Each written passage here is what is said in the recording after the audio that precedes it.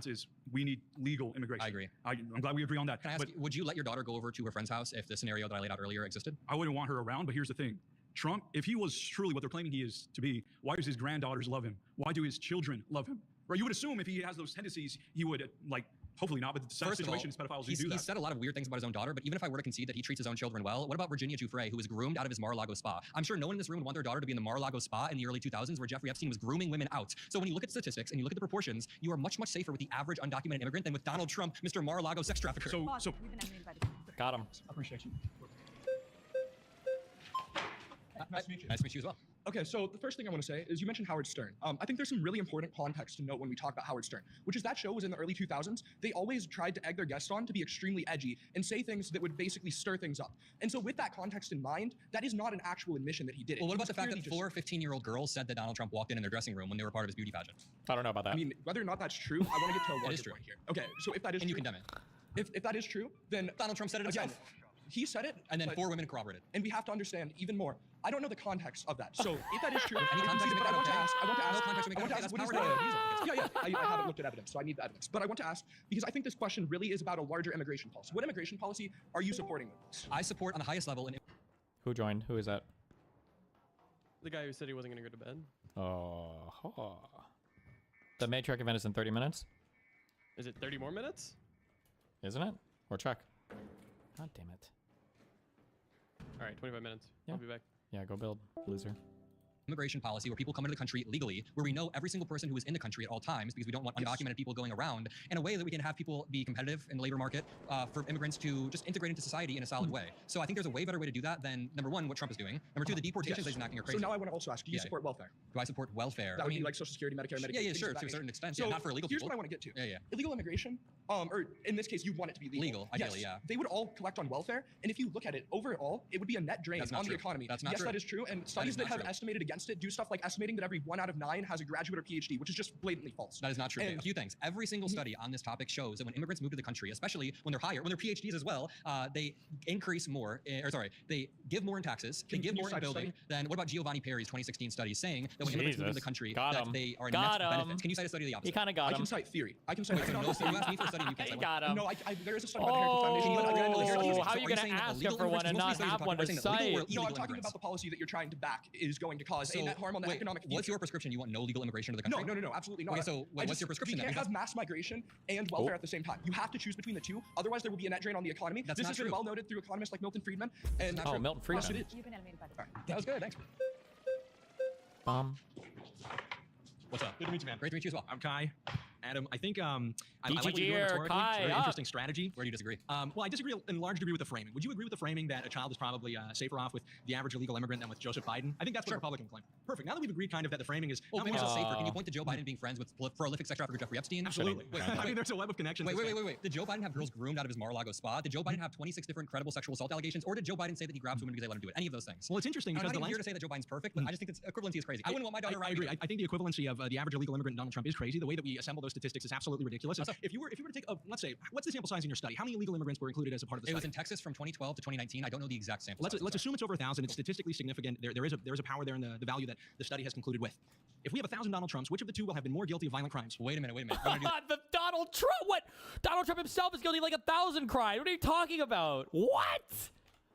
If you have 1,000 Donald Trumps versus 1,000 undocumented immigrants, one group will have committed violent crimes, the other will not. Statistics show. That's true. No, the statistics show. Which violent crimes has he actually been convicted of? He was held civilly liable of sexual abuse, sexual assault. Number one, but number two, when you take 1,000 people, you take 1,000 undocumented immigrants, versus 1,000 Donald Trumps. The statistics show that those 1,000 Donald Trumps will abuse way more women. Way 26 more. Versus the average undocumented immigrant commits violent crimes at a 2 times lower rate than the native-born citizen. That's Donald Trump commits crimes at a higher rate than the native-born citizen. That's interesting. Now you see what I'm doing rhetorically? Absolutely. I do see what you're doing, and what you're doing is trying to remove the effect of the crime from the actual people who are affected by it, which is why you're saying, well, Donald Trump was in a room with you. The issue is when you analyze the difficult, or rather the amount of crime that these illegal immigrants are actually perpetrating, and when you compare it and say that blanket statement, right, that they are less violent than the average native-born American, you're not comparing it individually to each group. The levels of crime, the rates of crime among groups in this country differ significantly based on where you are and based on what the group is. Would you say? That's why I said average. That's why I said average. I mean, you can point to a specific area, but that's why it's average. You understand that? Would you let someone who was held civilly liable of sexual abuse immigrate into the country legally? You understand? No. Well, no, I don't think so. No, but you let them be the president. You're not engaging with the statistic that you brought up at the beginning. Okay. And again, the framing that you are providing, if we were to be statistically consistent, would say that with the average illegal immigrant, you are safer than with the average Black American. Would you agree with that framing? With the average illegal immigrant, you're safer with the average Black American. Yeah, because Black Americans commit crimes at a disproportionate rate. No, yeah, sure. Okay, so you understand how framing can significantly shape the... Oh, that was a beast.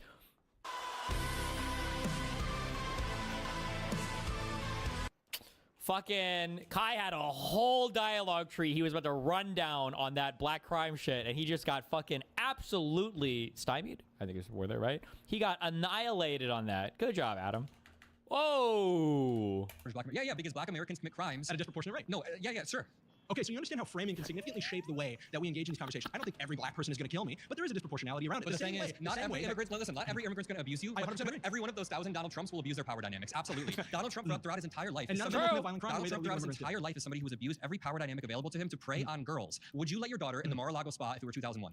No, I Wait a stay minute. away from Trump those is supposed to be places. safe. Trump's Mar-a-Lago spa isn't safe. You're drawing these equivalencies between a property that an individual owns, what occurs on that property, and a condoning of it by Trump that knew individual. about it. He said, Yeah, but he knew it, but yeah. Sorry, bro. You like, it's so funny because what he's saying is correct, by the way. Like when I talk about conspiracies, I'm like, well, you know, the reason why I generally don't believe in conspiracies is because it would require the coordination of a lot of people. They'd have to be acting with malice. You'd need like some level of proof. There'd have to be leaks. Like it's really hard to prove these. For Donald Trump, all of this stuff is easily proven. We've got email leaks. We've got multiple statements from multiple people, right? I'm not even talking about the Epstein stuff, but for the Epstein stuff, Donald Trump outside that airplane, remember, he literally said, yeah, we knew he took one girl. We told him to stop doing it. And then he took a second one and then we banned him. And I know who those people are and I know the names and that's my motive. Like, bro, it's all the elements are satisfied easily. would you let your daughter in the Mar-a-Lago spa if it were 2001? No, I Wait a stay away minute. from Trump those is supposed to be places. safe. Trump's Mar-a-Lago spa isn't safe. You're drawing these equivalencies between a property that an individual owns, what occurs on that property, and a condoning of it by Trump that knew individual. about it. He said he likes him young. He was talking about Jeffrey That is Epstein. an absolute And false years later, equivalency. Okay, show me how do those two comments relate to each other? when Donald Trump said in 2003, Jeffrey Epstein likes him young. I'm looking for and a then- clear consistency. Okay, let me finish. Oh, I wonder if Adam must know it, right? This was a senile moment from Trump. I can't believe he said this. Because he did the Kanye thing where he's like, well, I don't want to get into that. And then he got into it. It was so crazy. 5 months ago, 30,000 views. Nobody cared about this. In my opinion, this is probably the most direct crazy thing Trump has said with relation to Epstein, and nobody really gave a fuck. As President Trump headed home from Scotland, he identified a prominent sexual abuse accuser of Jeffrey Epstein, Virginia Giuffre, as a former Mar-a-Lago employee who had been recruited by Epstein to work for him instead, causing a falling out with Mr. Trump. He stole her. And by the way, she had no complaints about us, as you know. None whatsoever. Giuffre, who died by suicide. This is dog shit. Give me the original one. Because it starts with him saying, like, I don't want to get into specifics or blah, blah, blah. And then he starts going off.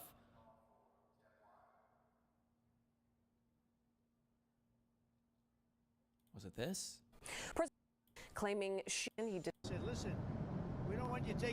of sexual abuse. This has more of it, but... When I heard about it, I told him, I said, listen, we don't want you taking our people, whether it was spa or not spa. I don't want him taking people. And he was fine, and then not too long after that, he did it again, and I said, out of here. Again! You know, persons that include Virginia Jeffrey. I don't know. I don't know. Wait. I think she worked at the spa. I think so. I think that was one of the people, yeah. He stole her. Meanwhile, Maxwell has offered to testify before. Two, girl, he let her at least two. He said at least two. He admitted to two for no reason. Also, this is some shit you usually torture people to get out of. He just admitted he's for no reason. He just says it. But like, yeah, that's just wild to me. I wonder if Adam's aware of that clip. Oh my god. Donald Trump says in 2003, Jeffrey Epstein likes him young. That happened, right? Oh, wait, what is that? Wait, What did is that happen? Let me finish. Did that happen? Sure. Okay, 3 years earlier, Virginia Giuffre was groomed out of his spa by Jeffrey Epstein. Donald Trump held private parties in the 90s where him and Jeffrey Epstein, just those two, had 20 calendar girls. You can look this up. I hope there's one on screen. Were any of them calendar 14? girls? Okay, what about the 15-year-old girls that Donald Trump walked in on in his dressing rooms? I mean, no one here. Again, I've this had is 3 why- people say they wouldn't let their daughter around Trump. 3 people say they wouldn't let their daughter around Trump. I wouldn't let my daughter around Joseph Biden. That's Again, fine. this I'm not framing. defending Biden. I don't Well, you care. don't have to defend a thing. You haven't staked out a position. Biden has committed You've easily admitted that once we change the framing to talk, for example, about things that are more relevant to the average Here's the American. problem. For instance, the average person who is living in Texas, right? The way that these people are going to feel the effects of migration are not as an average. There is no cookie cutter average The study American. was done in Texas. Hold on, I understand that. That's why I'm citing the study. It's That's the why I highest mentioned immigration Texas. state. Yeah, yeah. Here's the point. Oh, That was really good. Appreciate it, man. Likewise. It's good to meet you. Yeah, great to meet you. he got outvoted. Quick. Hey, nice to meet you. Great to meet you as well. Thank you very much for having this conversation. This is great. Yeah, so I want to start with by saying I think your claim is actually quite absurd because it's really a nothing burger. If Donald Trump is, worse to be a babysitter for my child than an average illegal immigrant, that doesn't You really can mean see anything. that's to true, me. I wouldn't let my kid with anyone. I wouldn't let my kid with Harris, with Biden, with Destiny. What?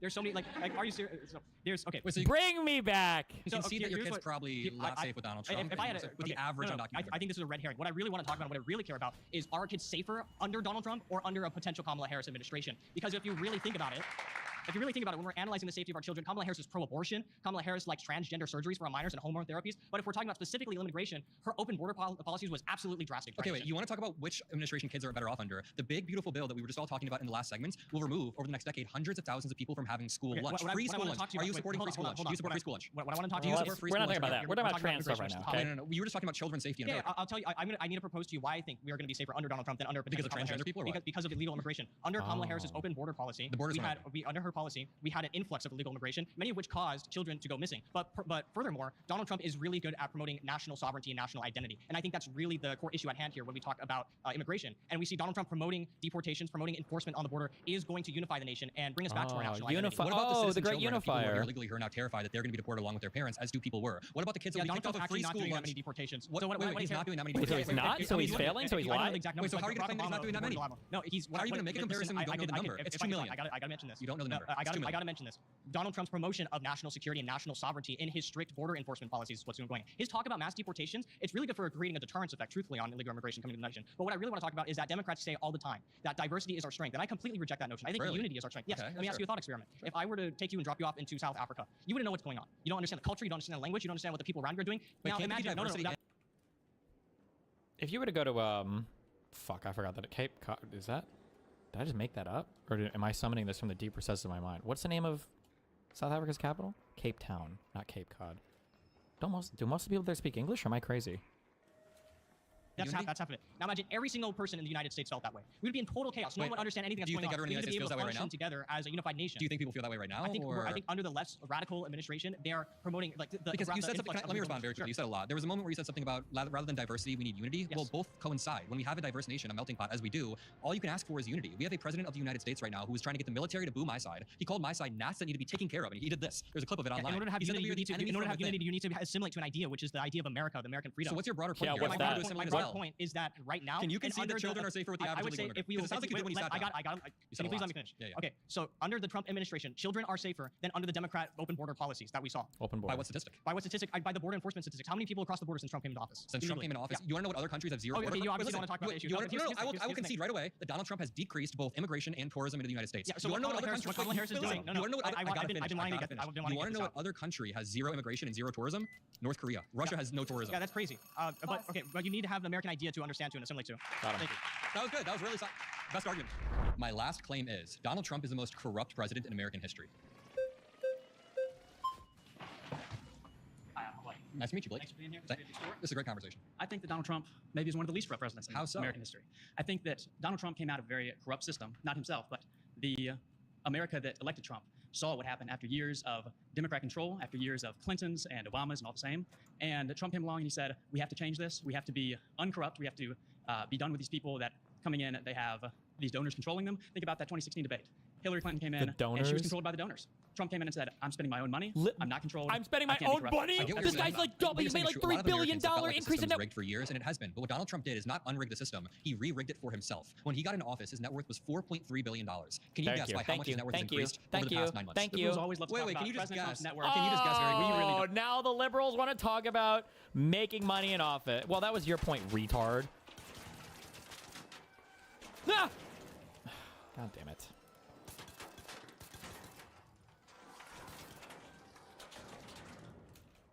Care. Okay, so Donald Trump. Listen, our net worth is higher. Donald Trump made our net worth higher. Okay, how did he make your net worth higher? By starting a Trump coin, then he lower taxes. No, he increased business in America. He keeps us safe. He's not increased business in America. I'm sorry, but businesses are struggling under tariffs. Donald Trump's net worth. Okay, so Joe Biden's net worth during his term went from $8 million. Let me finish to $11 million. That is a $3 million increase from real estate, from investments that he had. Donald Trump over the past 9 months has gained $3 billion in wealth through a few things. Right before he got into office, he started World Liberty Financial, which is a way for people to buy cryptocurrency named Trump Coin. You know about Trump Coin, right? I do. Are you okay with Trump Coin? I mean, I'm not sure that's on him. It is on him. It's called Trump Coin. What? I'm not sure that's on him. It's his fucking name. What? Did he really just say that? Did he really just... No shot. Did he just say something so fucking crazy? has gained I said ninja by the way. $3 billion in wealth through a few things. Right before he got into office, he started World Liberty Financial, which is a way for people to buy cryptocurrency named Trump Coin. You know about Trump Coin, right? I do. Are you okay with Trump Coin? I mean, I'm not sure that's on him. It is on him. He literally 2 days before his inauguration leveraged the hype of it to launch it. I can't. How much do you think Trump knows about? Where wait for the guy who listens to me who does the sound things. I need the realities, whatever I want it to be. I need that on my fucking soundboard. Okay. Meme points. Okay, the thing is, it doesn't have to know about it for him to know it's a good channel of corruption. So, you know who Justin Sun is?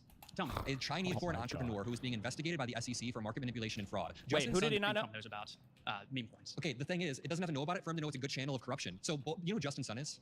Tell me. A Chinese foreign entrepreneur who is being investigated by the SEC for market manipulation and fraud. Justin Sun decided to buy $70 billion worth, or $70 million or $1 billion worth of cryptocurrency. It was billion actually. And then he was allowed to step foot back in the United States for the first time in years because the SEC dropped the investigation. Donald Trump's wealth increase of $3 billion has allowed people to literally get favors, corrupt people to get favors. You can't point to anything like that with Biden. Really? Yeah, where did he increase his wealth by like $3 billion? Look at Hunter Biden. Look at his deals in Ukraine.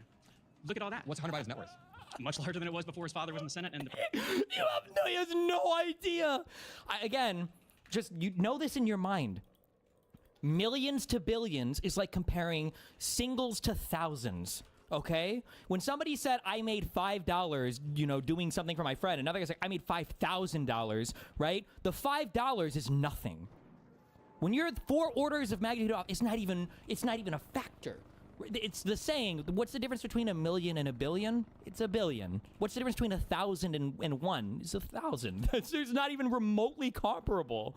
Also, I'm pretty sure Hunter has a negative net worth right now. Presidency. You think so? Oh, absolutely. You don't? I mean, if your argument is that Hunter Biden is corrupt and that Trump is less corrupt, so you're saying Trump is the second corrupt person? I want to take it. That was good, thank you. What's up? Isaac, good to meet you. Nice to meet you, Isaac. Awesome. So your claim, just to make sure, is that Trump is the most corrupt president of all time. So what about there's one that everybody's like, this guy's corrupt. Fuck. Due diligence and evidence do you have to compare him to every other president? Because you said most. Oh, can you name? He should. This guy should have off with it. I want you to name every other president from start to finish. And then as soon as Adam stumbles on one, he's like, oh well, if you can't name all the presidents, you don't even know their names. How do you know they're not the most corrupt? So what other presidents have you done your due diligence to see what their corruption is and to make sure that he is the most corrupt? Yeah, so I think Watergate is a really good analog. Nixon's Watergate was, like, at that time, the craziest thing to ever happen in a presidential administration. Do you have proof of that? So Watergate was awful, but my argument is there is a Watergate happening basically every single day. What Donald Trump has done is set up a few buckets for people to funnel money into, and then he uses those buckets to give favors. So I've already talked about the Trump coin, and I talked about Justin Sun, but there's other good examples. Like Melania Trump, for example, met with Jeff Bezos behind the scenes at the White House and then got a $40 million movie deal right away. It's interesting because a quick tangent that I want to go on. In the 90s, Hillary Clinton got in this huge scandal because she made $100,000 a decade prior off of cattle futures. Donald Trump and his family make billions, and this is like not even a blip in the news. So that's what I compare it to. Hillary, Watergate, yeah. So only Hillary and Nixon. I mean, do you have any better analogs? Who would you say is more corrupt? What my argument isn't so much who's more corrupt, it's that you're claiming that he's the most corrupt, but you haven't done your due diligence on every other president. There are big tentpole moments in history like Watergate. LBJ had some election corruption, but Donald Trump, between his fake elector scheme, between his wealth and got owned. Let Adam kick him out of here. He's owned. Between the favors he's getting from Qatar. Do you know about the $400 million Qatari jet? Yeah. Do you think there's any analog in American history to the $400 million Qatari jet? I don't know. I haven't studied all of it. I'm also not making the claim that he's the most corrupt. No, that's fine. I'm not trying to press you or anything, but there's just no analog to this wealth increase in the favors that Donald Trump has given. Okay. So you would equate financial gain to corruption and only financial gain to corruption? No, there's a few other ways. There's like bribery, quid pro quo. There's pardons. There's certain things. Yeah. What I'm trying to get at is I'm not going to deny that everything that Trump has done has not have some emphasis of corruption. But what I am trying to point out is the fact that you are labeling him as the most, but completely disregarding every other presidency up until that point because you're not every single one. I gave a really good example of 1992 when Hillary Clinton got in a big scandal, and then I compared to how Melania Trump made like 4,000 times that money. So I mean, we can look at other analogs in history. There's never been a fake elector scheme. Do you remember Obama coin or like Hillary coin? No, there was no Obama coin. There was no Hillary coin. The coins after them. Trump coin is unique in many ways. Okay, but what does Trump coin equate to corruption? How is it corrupt? It's an untraceable way for people to funnel money into it and get favors. No, because Bitcoin isn't being held. Yeah, it would be if we had President Bit. What kind of a comparison is that? By the president and used for favors. Donald Trump. So here's the thing. With Trump coin, it is not only untraceable, but people can tell Trump, hey, I'll donate to you. And then they not only gain leverage over him, he wasn't. Wait. Great. Hey, great to see you again. Yeah, nice to chat again. So I just want to say, and I'll address it, I do think there's a lot of corruption with the Trump administration, but I'm going to put that aside. I don't think it's the most corrupt administration, but that has a lot to do with definitions. First, I want to say, you call Trump a fascist. You strongly implied he's a pedophile who's escaped. Oh, we're getting to the Fed Post induction part. So if you say all of that, wouldn't it be moral for somebody to wouldn't it be moral then for the law? Do you think he's not about it? Do you think he was? I don't think that he sexually assaulted any children violently. And now you're saying he's the most corrupt president in U.S.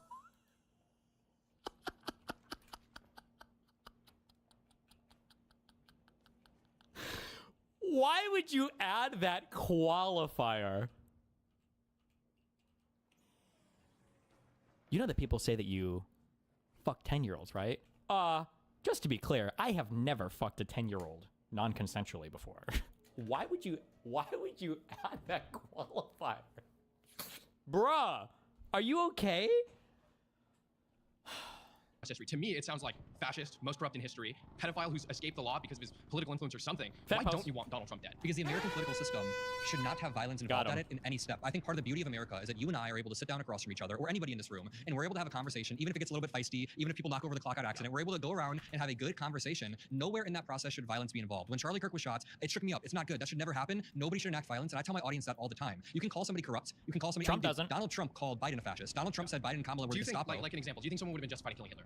Justified in killing Hitler at the end of World War II? But you could say in the lead up, whenever he started putting Jews in gas chambers. I think that the man who was genociding Jewish people could be justifiably killed, but Donald Trump isn't genociding any sort of group right now, so that's a little bit different. Well, when I hear it's fascist, and you attach all these things, so I think that there's a strong implication there that some violence is justified. So I think that has more to do with your watered down definition. Wait, do you think that people in positions of power shouldn't call the other side fascist? Yeah, well, I will say the Trump administration uses divisive rhetoric, and do you think they shouldn't use the word? So when Trump called, so this is easy because you can justify this based on the context or the environment that you see somebody in. So for instance, should you kill somebody who is trying to murder you, or if there's like a murderer on the loose and you like see this guy, like, are you morally justified in killing him?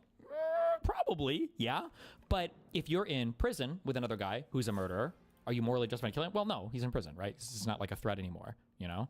If you are in Hitler's government, in a fascist regime that is genociding people, are you justified in killing him? I mean, maybe. I mean, in a fascist regime, you know, violence is basically the only way to make your voice heard. Donald Trump, even if he is a fascist, still exists within a democratic republic, still exists within a constitutional, arguably, theoretically we are, where he is limited by the system that exists around him. So even if Donald Trump was literally Hitler, even if Hitler came back in time and took Donald Trump's place, you arguably wouldn't be justified in trying to kill him because you still have a democratic system by which you can hold him accountable. Kamala fascist? Was he calling for Kamala to be killed? No. Why not? Because there's not this consistent. He did it over and over throughout the day. There's not a consistent force of claims and a culture on the right that supports Stephen violence. Miller just said the Democratic Party isn't he said it's not a political party. It's a domestic extremist organization. Yeah, there's differences with the audience that you're speaking to. So when Democrats say someone's a fascist, someone's violent, Democrats actually go out and commit these acts of violence. Is what we see all the time. Really? All the time. Yes, of course. You see this. Basically, every single study. I can point to the one by the CSIS. Yeah.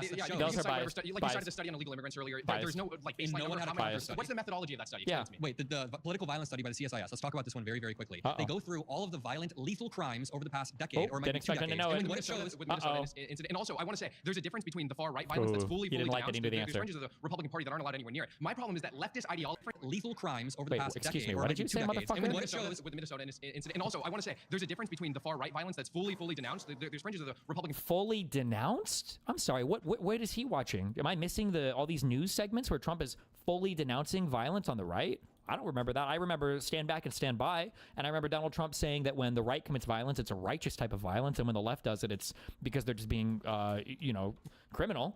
Where is all this Trump denouncing violence thing at? Please tell me.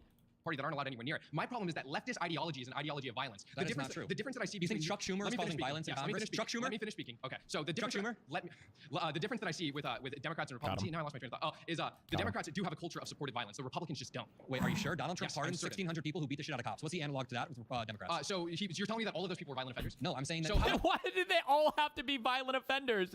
What is the... Okay, well, in that case, and you agree that the BLM protests were all peaceful then, right? Because the vast majority of them were. Most of those people weren't committing violent acts, right? They were all peaceful, right? Even the riots that were riots were mostly peaceful, right?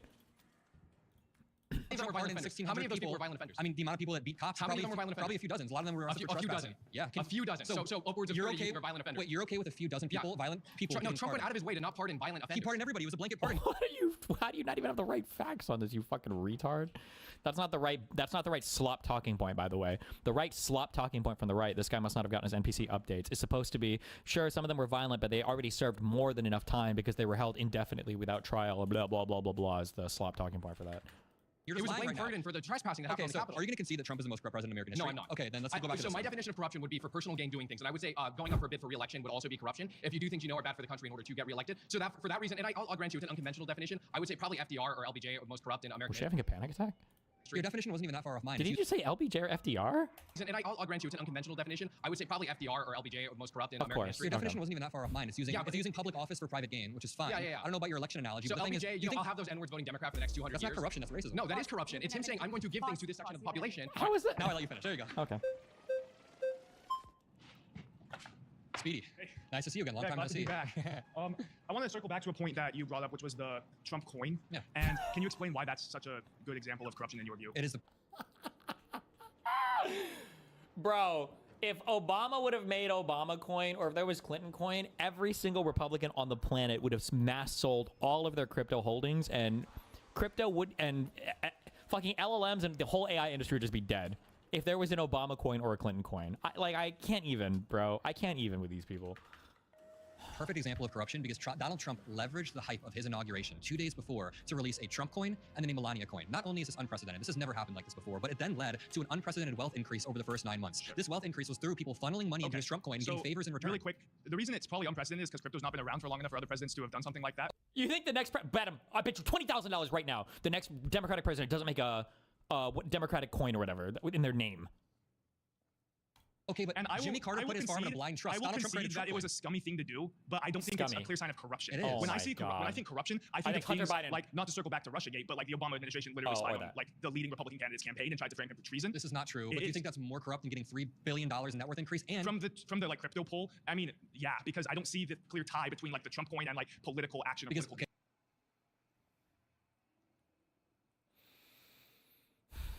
Trump coin is owned 75% by Trump and his family. It vests throughout the term, meaning money gets released to Trump and his family. What this allows is for people in an untraceable manner to donate to this and then get favors. Like I said earlier, you don't know any of that's happening. Wait, Justin Sun was allowed. We can't know. It's anonymous. It's fucking crypto, motherfucker. What are you even saying? What are you even saying? What the fuck? That's the whole point. That's the fucking problem. Stepped foot in the United States and then went to a private dinner with Trump for the executive branch. You don't know that it's because of Trump coin. You don't know that any of this is happening with that. Trump has sold a lot of things. Trump has sold a lot of cheap products. He sells Trump watches, he sells Trump commemorative coins, and he sells a Trump cryptocurrency. To me, it seems like he's like a businessman who's been doing business for his entire life, and he's just doing another business. I want to draw a distinction. Bro, if they sold fucking Trump cum shots, would you be drinking that down in the summer to cool off? What an absolute fucking cuckold for Donald Trump. I know why these guys all called me a cuck now. It was fucking projection. These guys fantasize about sitting in the cuck chair, watching Trump having threesome with fucking middle schoolers. These guys are, this is the most shameless shit I've ever heard in my entire fucking life. It seems like you're just a fucking good businessman, bro. It sounds like you're mad because he's just hitting that fucking young puss, bro. It sounds like you're mad because he's a fucking amazing, but come on, are we serious right now? Scummy thing to do. I think like selling cheap commemorative coins is a scummy I think it's really important to draw a distinction between monetizing your name, monetizing the presidency by selling things, and actual corruption. So what Donald Trump is doing, corruption. I think it's the same example. Okay, so when Donald Trump gets a $400 million jet from Qatar, and then Qatar builds a $5.5 billion golf course in their country, and now Trump is doing joint training exercises with them in the United States, is that quid pro quo corruption? I don't know all the details for that, so... Do you know about the $400 million I don't know anything about it. Is that personal gain? I don't... Is that for the American people? That wasn't given to Trump. It was given to like the government. It was given to Trump. So after Trump's term, where does it go? I believe into like the government's property. The Trump Presidential Library. It is only for Trump to use. Is the presidential library owned by Trump? It is only for Trump to use. Is it owned by Trump? It's owned by the government. Okay, so they gave it to the government, and after Trump's term, it's going to the government. No, it's going to his presidential library. It was a gift to Trump. If the government owns it, they can like take it from the presidential library and put it somewhere else. They can So you're just conceding that it's fine to take $400 million gifts, even though it violates the emoluments clause, which says you can't take gifts from other countries. That is just I think there's far greater issues of corruption. I don't mind the way that Adam is fighting at this point, but I think you should just go one step further and be like, moved on. You should just ask, like, how does the jet benefit Americans? Can you tell me how the Qatari jet is benefiting the average American? I want to hear this. Please tell me. How does it benefit us? Do you feel benefited? Me? No, just in general. Qatari jet? When people are like, oh, the Qatari jet was for Americans. How was I benefited? It doesn't help. Well, hold on. It made me hate Trump that much more and pushed me a little bit further, you know? True. In voting. Okay. I'm almost done with this. Probably in like 10 minutes. Yeah. Can we queue up just one more Stellar run, and I'm going to I have the ion boxes for you, and I think can you make the advanced electrical components? Check. I just need these frequency modulation boxes. They usually appear in the assembly part. Let me look how many I got. You can craft them too. Advanced electrical components. You need 5 of them apparently. Or do you need a blueprint for that? You can't make them? No, I can make them. I can make them. Yeah, then tell me how many you can make. in our country's history. And I think singling out this You one said where I need five, I the get government five. was given a jet Yep. by one of our allies is not all that. If you can hand wave Trump coin and the wealth increase, and you can hand wave other countries giving him gifts, then I I'm guess not I'm necessarily hand waving it. I'm just saying your claim is he's the most corrupt president. Because he's and we rigging have the these system things for where you are himself. speculating that It's not speculation. You are speculating. You're speculating that there was a quid pro quo going on with Trump and Qatar. You're speculating that absolutely he is. funneled money into Trump's campaign or What about whatever. a few days ago when the leader- there are listen. literal, like clear examples that we've seen that there are released documents. So that's that clear. state- Wait, that's clear. But Donald there are Trump's released conspiracy theory documents is of clear. Russiagate and it being a hoax. They all knew it was That's like not data. true. The That's not documents, true. the documents didn't say what you think they The said. killer response to that, when somebody says like, "Oh, there was the whole Russiagate hoax where they just tried to pin this bullshit on Donald Trump." So all of the people were involved. Obama, all of the intelligence agencies, all the heads, Hillary Clinton's campaign. Two questions, and there are really two good questions. One is, why was none of this leaked before the vote, before the election, so that it could actually be used against them? And two, then where are the fabricated indictments? Why didn't they just indict him? Why didn't they just make some shit up and indict him? If they had this much control over all of this, then why didn't they just indict him on shit? And they're gonna say some shit about, well, they didn't find evidence. Who cares? Fabricate it. If you're saying that there was a whole Russiagate hoax, wouldn't fake indictments literally be part of the fucking hoax? Why would you stop right before faking the indictments? Why would you fake every single fucking part of it except for the indictment part, the most important fucking part of it? That's so stupid. They did say They it. did not. Okay. Thank you. That was intense. Welcome back. Hello. Okay, so Pokey. the prompt is that Trump's the most corrupt president, right? Yeah, so I would like to make a reference to something I spoke about previously, the Biden administration and the millions of immigrants, illegal, undocumented immigrants that they were letting in that were disservicing the poverty population and the lowest margin below, legal immigrants that were coming in and working hard to get those opportunities, and they were rigging the system for illegal undocumented immigrants to receive all the benefits that all these people work for citizenship to get. First of all, these were asylum seekers. The border wasn't just open. There was an abuse of the asylum system. But it was open. But people were just coming through. Open. How come in August there was 265,000 undocumented immigrants that came in with no papers and no just process? This August? No just process. No, last August. Hold on, let me. Okay. Sorry, I missed my No, medication. you're good. So You're like, good. like I. Ready up. Trust me, you're good. Sorry, guys. Hold on. Anyway, so Fuck, bitch. what I see as corruption is I see my grandparents with tears in their eyes because they don't qualify for Medi-Cal because our tax dollars are going towards people we don't even know are here and that are being brought here and throwing I don't off think the people should come economy here illegally. disproportionately. We agree on that. I think that Biden's border policy was rather indefensible. I don't agree with the fact that it was an open border, but I would never defend Biden's border policy. I think that it was sloppy and he should have been So stronger it on was it. corrupt. Well, not corrupt. What's Yeah, your it was definition of corruption? Corruption, I believe, is when things are happening that are an injustice to the people, and I believe that the disproportionate It's gotta be illegal immigration, intentional. thousands and thousands and thousands and thousands of people are just coming in. First of all, taking entry-level jobs from legal immigrants that are saving up the money to keep their permanent citizenship and keep them here. That's a different topic. Do you know what the fake elector scheme is? I do. Back when Trump lost the election, he did the fake elector scheme. How would you describe it to me? Here, I'll just. Didn't there was some sort of phone call, right? Yeah. The phone-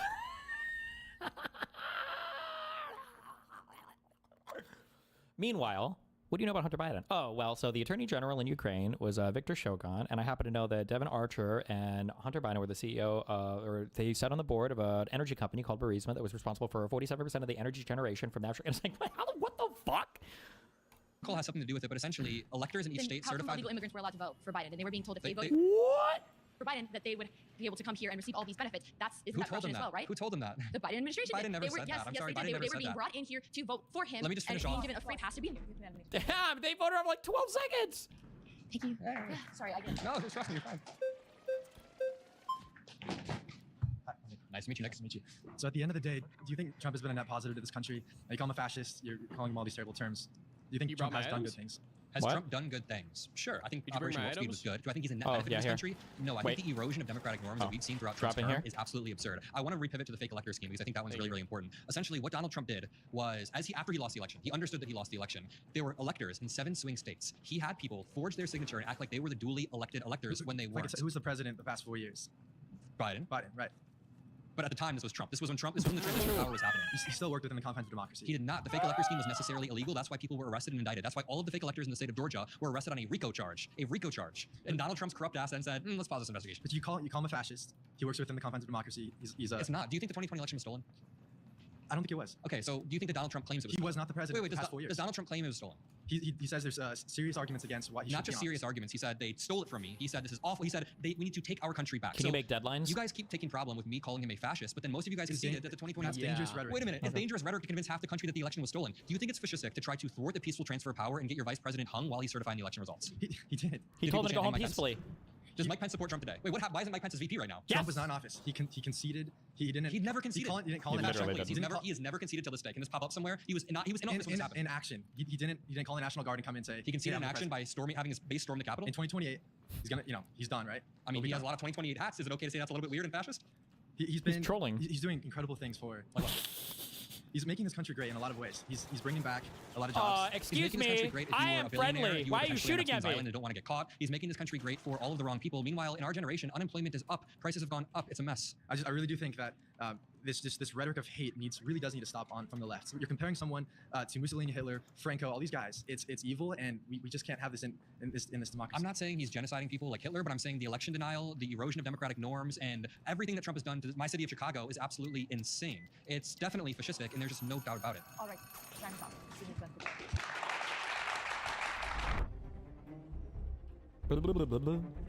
Oh, hi.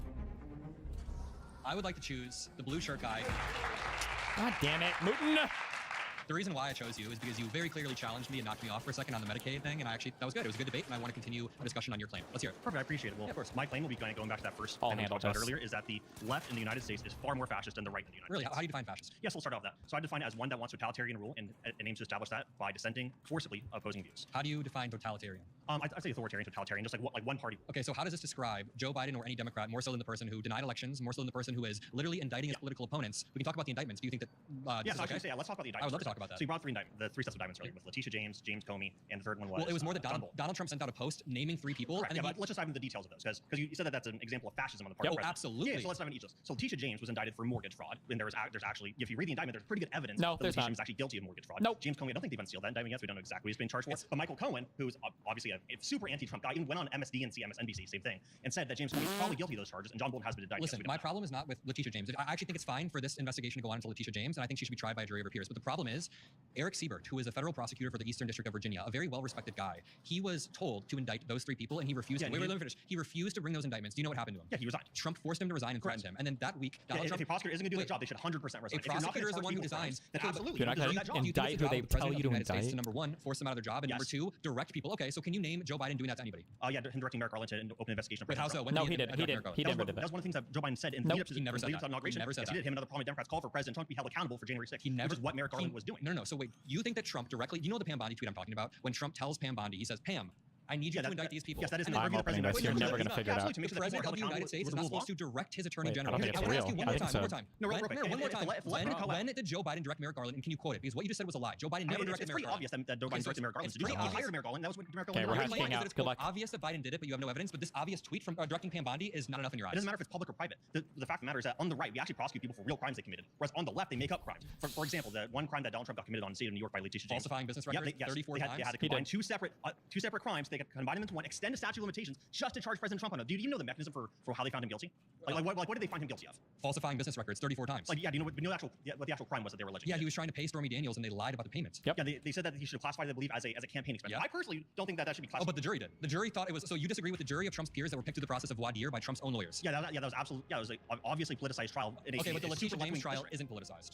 No, because there's actual evidence of mortgage fraud. Wait, if Trump committed the crime, should he be charged? Yes. Okay. Yeah, he didn't commit crimes. Wait, okay. I'm going to get my inventory ready to go. Okay. If you read the actual I've read the indictment, and it went through not only a grand jury, the indictment, but then an actual jury. It's Donald Trump and his lawyers. That's not. Of course, yeah. I can use the same thing with Letitia James. It's so easy to get past a grand jury. Wait, well, what's going on with this grand jury that wasn't returning positive indictments on other people that Trump's trying to indict? Literally, they say that a grand jury can indict a ham sandwich, right? So before you call it fascistic, why don't you actually see the evidence and let the trial play out? You're not engaging with what I'm saying. But sure, let's move to the other reasons why the left's more fascistic. So the main reason why I would say that is the rise of political violence that we have seen on the left, especially in the recent years, with Donald Trump attempting to be assassinated twice and Charlie Kirk's actual assassination. That is the textbook definition of fascism. You don't see that on the Weren't both Donald Trump's attempted assassins Republicans? Right. Do you think you don't see that on the rights? No. When was the last time that Joe Biden had an assassination attempt, or Barack Obama, or Bill Clinton, or any prominent Democrat politician? Melissa Hortman and her husband and her dog were shot in their home. They were shot in their home by Vance Bolter. You're talking about the Minnesota lawmaker case? Yeah. What is your evidence that that's right wing? That he was right? The guy was appointed by Tim Walz. The guy had a list of Republicans that he was going to their houses. Or sorry, the guy had a list of Democrats he was going to their houses. I misspoke, and he was trying to take them out. He killed Melissa Hortman and her dog and her husband. By Democrat lawmaker Tim This Walz. is not true. This dude was a Republican. He was a Republican. Are you claiming that this was Democrat on Democrat violence? What is your claim here? This is absolutely no absurd. evidence that was Republican on Democrat violence. There's also no evidence. He was not appointed by Tim Walz. He was a part of some board that Tim Walz was also a part of. This is like so. What's your evidence that he was motivated by right-wing politicians? A few things. He left, or in jail, he said that he did this because he doesn't like Democrats. I promise you, he told someone this in jail. He also literally went to, I think it was 5 different Democrats' house, but only 2 families were home, and he killed Melissa Hortman, and then he shot the man, but he survived. Sure, and so here's the big difference. So Here's the difference between there's that evidence. and what happened with Charlie Kirk and President Trump. On the right, you really don't see anyone celebrating that. On the left, you absolutely see people celebrating Charlie Kirk's assassination. You saw people on TikTok and Instagram saying that they hope that the shooter who shot President Trump missed. They're like, how can he miss? That would never happen. Here's the On the right. difference. We don't Here's the celebrate difference. assassination. Remember when this literally happened when Donald Trump made fun of Schneider and called it TDS? But I don't think that event had happened yet because this was a few months ago, so that hadn't happened yet, unfortunately for him. You guys do. Can you name one Democrat in power who celebrated? One Democrat in power celebrated? Nope. My point is, my point is that this is a cultural problem with the left. No. The left, as a whole, their culture is fascistic. So that you guys can't name one Democrat in power who celebrated, but when Nancy Pelosi's husband, Paul Pelosi, had his head bashed in with a skull, had his skull bashed in with a hammer from somebody who supports Donald Trump, Trump and Don Jr. posted memes about that. They posted memes about it the next day. Do you think there is a difference between somebody in power making fun of a violent crime versus random people online? I think that is indicative when you have the entire left as a whole. No, answer my question. Is there a difference between somebody in power? There is a difference because when you see an entire political ideology, the whole, like pretty much the entire grassroots leftist operation. So now you're categorizing my entire party as like what, a violent ideology? I think that on college campuses, as a president of College Republicans of America, when chapters across country tell me that they're tabling on campus, people coming up celebrating that Charlie's death, that is indicative of a cultural problem with the left. That you just don't see on the right. You just don't see You on the right absolutely do. Well, when was the last time you've ever been on a college campus and see someone on the right, trying to celebrate political I don't violence? even have to look at college students. I can look at the actual leaders of the party who are making fun of Paul Pelosi. What about Mike Lee? Senator Mike Lee, or Representative Mike Lee, made fun of Melissa Hortman and made jokes about it. Do you condemn that?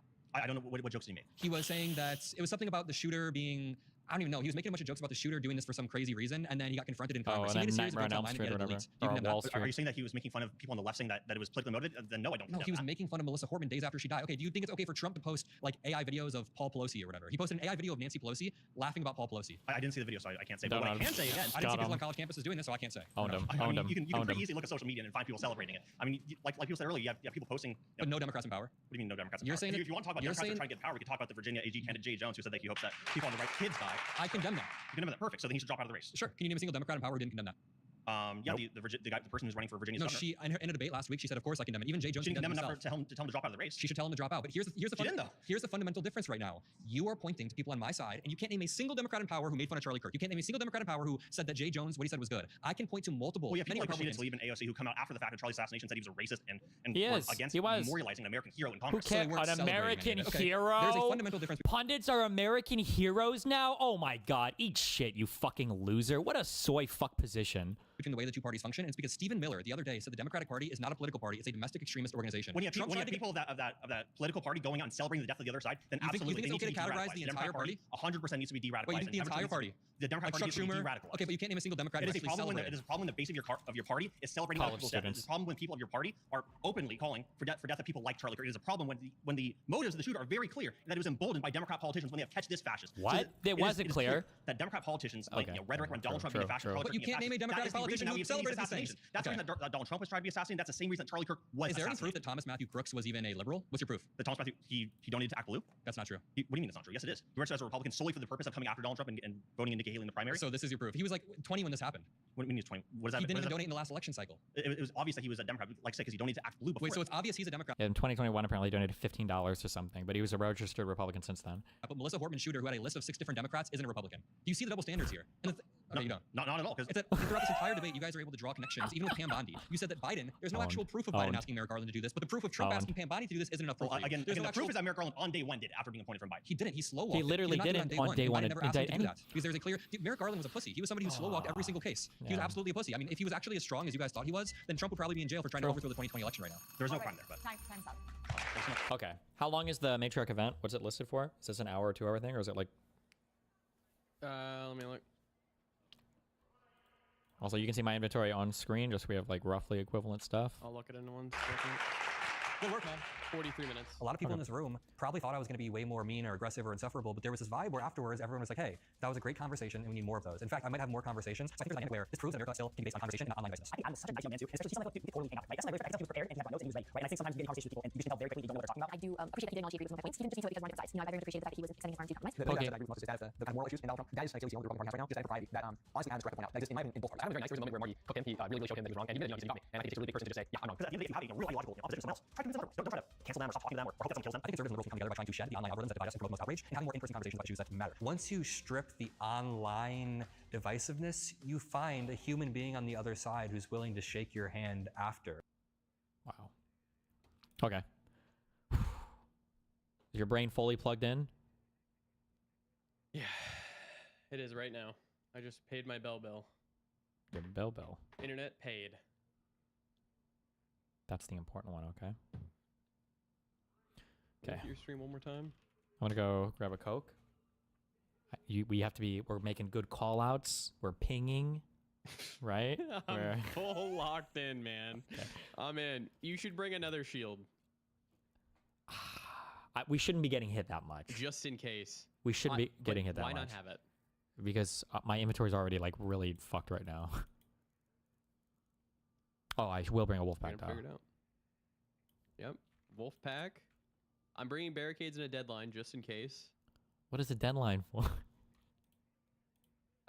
You know, just in case. Tremble as? Yeah, 1 sec.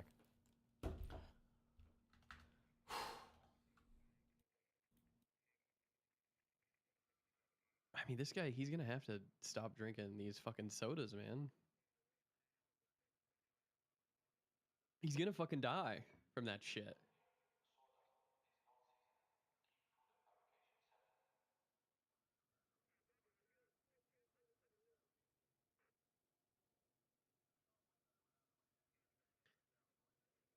Dude, if I fucking die, if we die here, it's fucking over, man.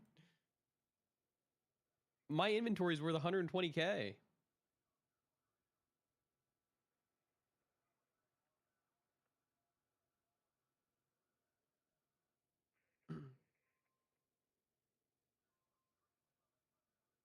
Yeah, my wife won't let me drink soda, so he shouldn't be able to drink soda either.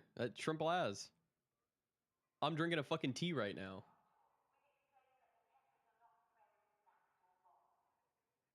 Please don't bring a Toronto like Destiny. I'm bringing a Toronto.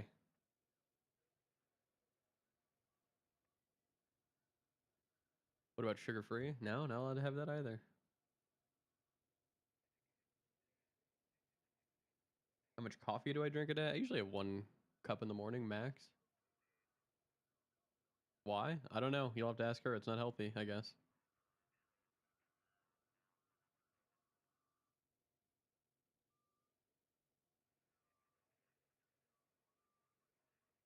What tea? Chamomile?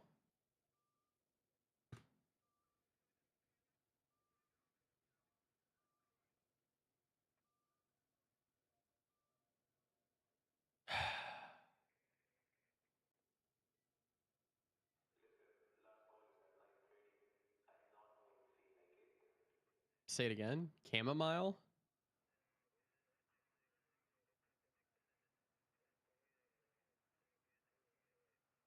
How are you supposed to say? Chamomile? Chamomile?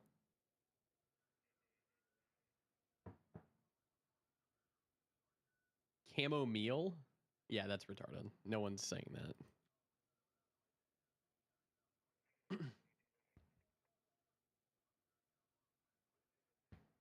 Say pasta?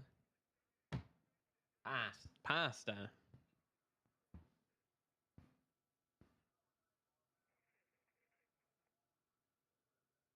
Say beep. Say crayon. Say bagel.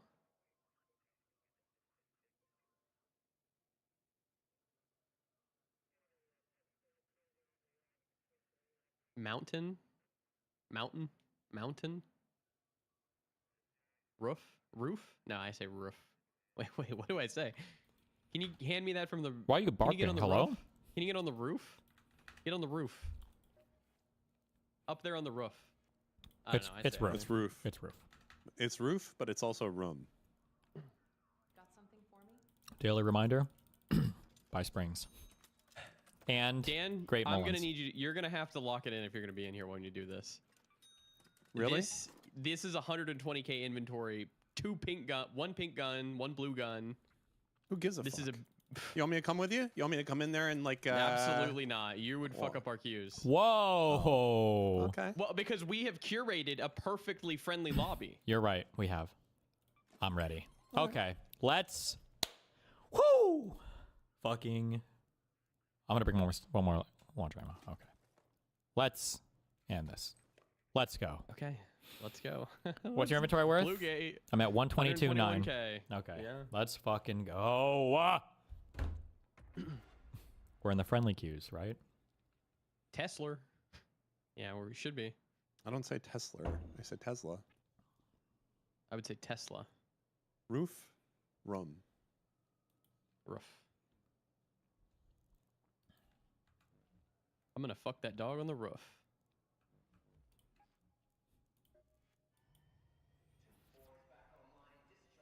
Fuck. I need to turn my volume up. All right, everybody, turn your fucking volumes down. We're not your daddies.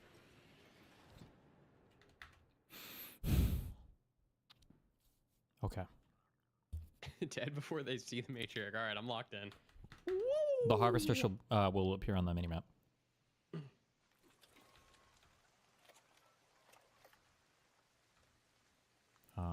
All right. Settings. Torrente out. All right. We are in it new. Watch your backs, Raiders. The matriarch has been spotted near your location. Keep your wits about you if you decide to go anywhere near, and always keep a close eye on her children. Hello? Am I retarded? I'm not seeing it either right now.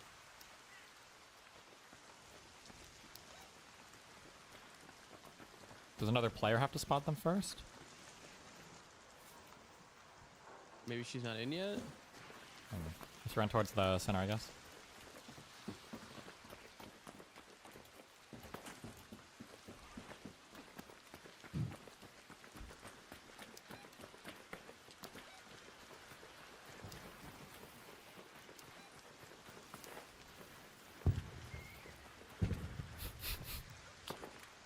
Hearing some shots. Oh. What? Baron clearing arc? No, I don't think that's it. Sorry. Idiot. You're trolling me. I'm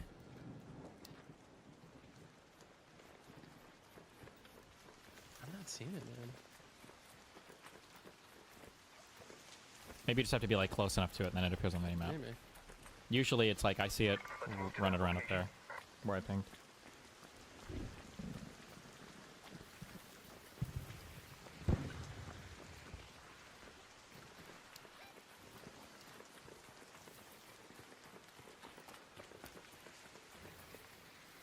Ooh, I'm a slow boy. It's not on the map because it's not the harvester. Got it.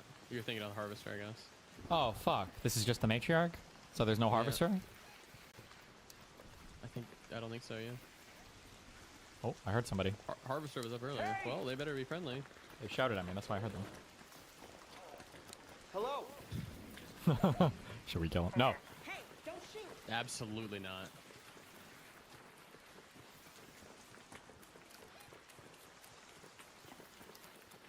Our perfectly curated lobbies. There she is. Okay. Oh, I just realized. I don't know if... No, never mind. I was going to say, I wonder if it's better to load in with that augment where you can crawl indefinitely and not die, so we can always, like, survive longer, but fuck it. Fuck it.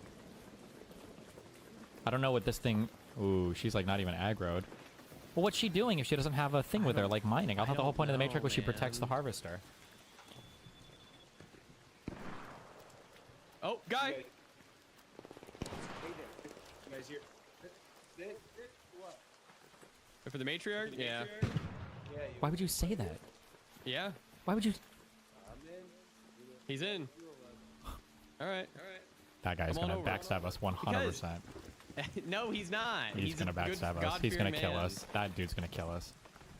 I mean, I would. Fuck it. We've curated these lobbies. You have to trust in the lobby. Yeah, but you curate for so long to get to this point where two dipshits trust you as they kill the matriarch and then you kill them. What parts are you supposed to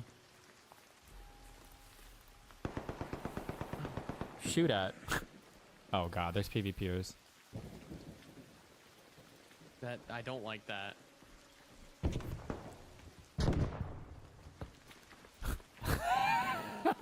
We're gonna I die. don't like that one bit, man. That's near.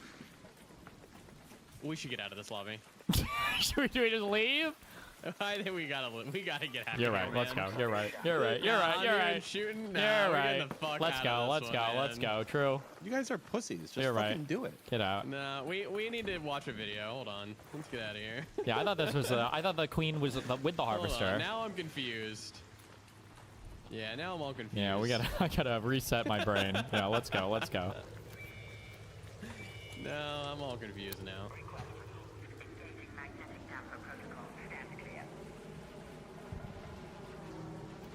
I didn't like You're not how tapped those two out, guys were talking right? to us. No, I'm Okay. tapped in. Okay.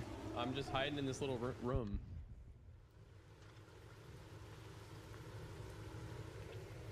Huge run, 130K. Whoa, good cash out. True.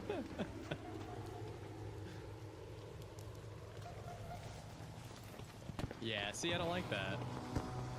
Oh, wait. Maybe those guys were killing the PvPers, and now it's safe to fight her. Moot, let's go. All right, I'm back in.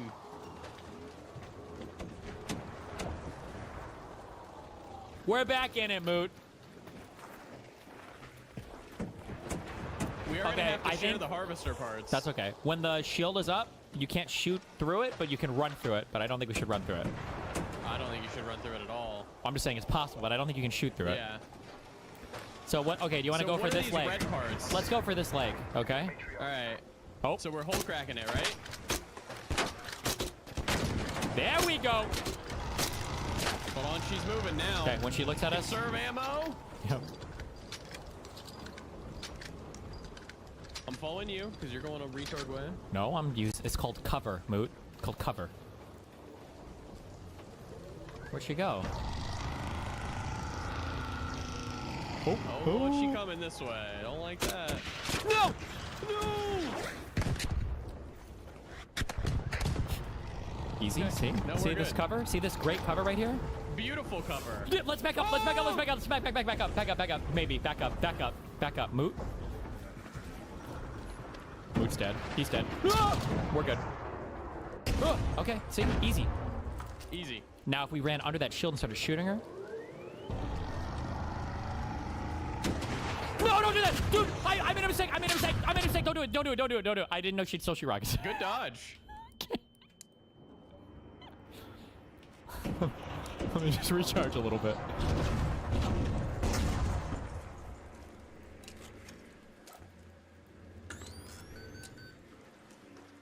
Can they hit her? Okay. Let's just chill. Are you going down? Yeah, let's do that a little bit. Well, wait, can she even shoot in there? Wait, what you? I don't know. Move!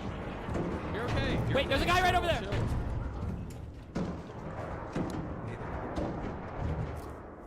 He's not talking. Well, That's a matriarch. No, they're fighting us, Moot. All right. Good luck. We're kind of fucked.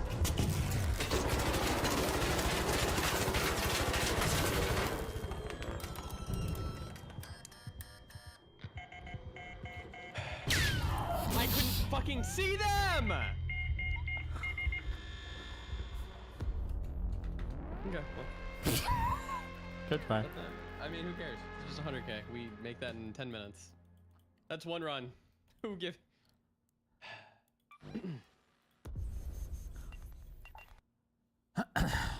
You know what we have to do, right? Well. Ban down from this. Night raid still. I got him. I took care of him. Okay. Good. No.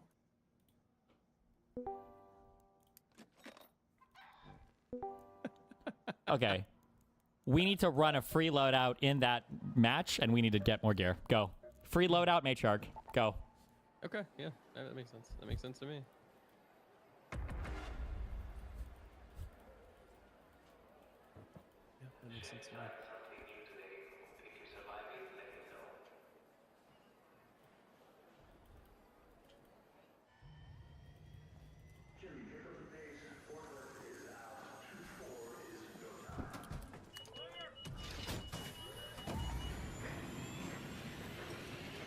Yeah, I mean, we're gonna have to anvil rat mode it in the future. That's cringe as fuck.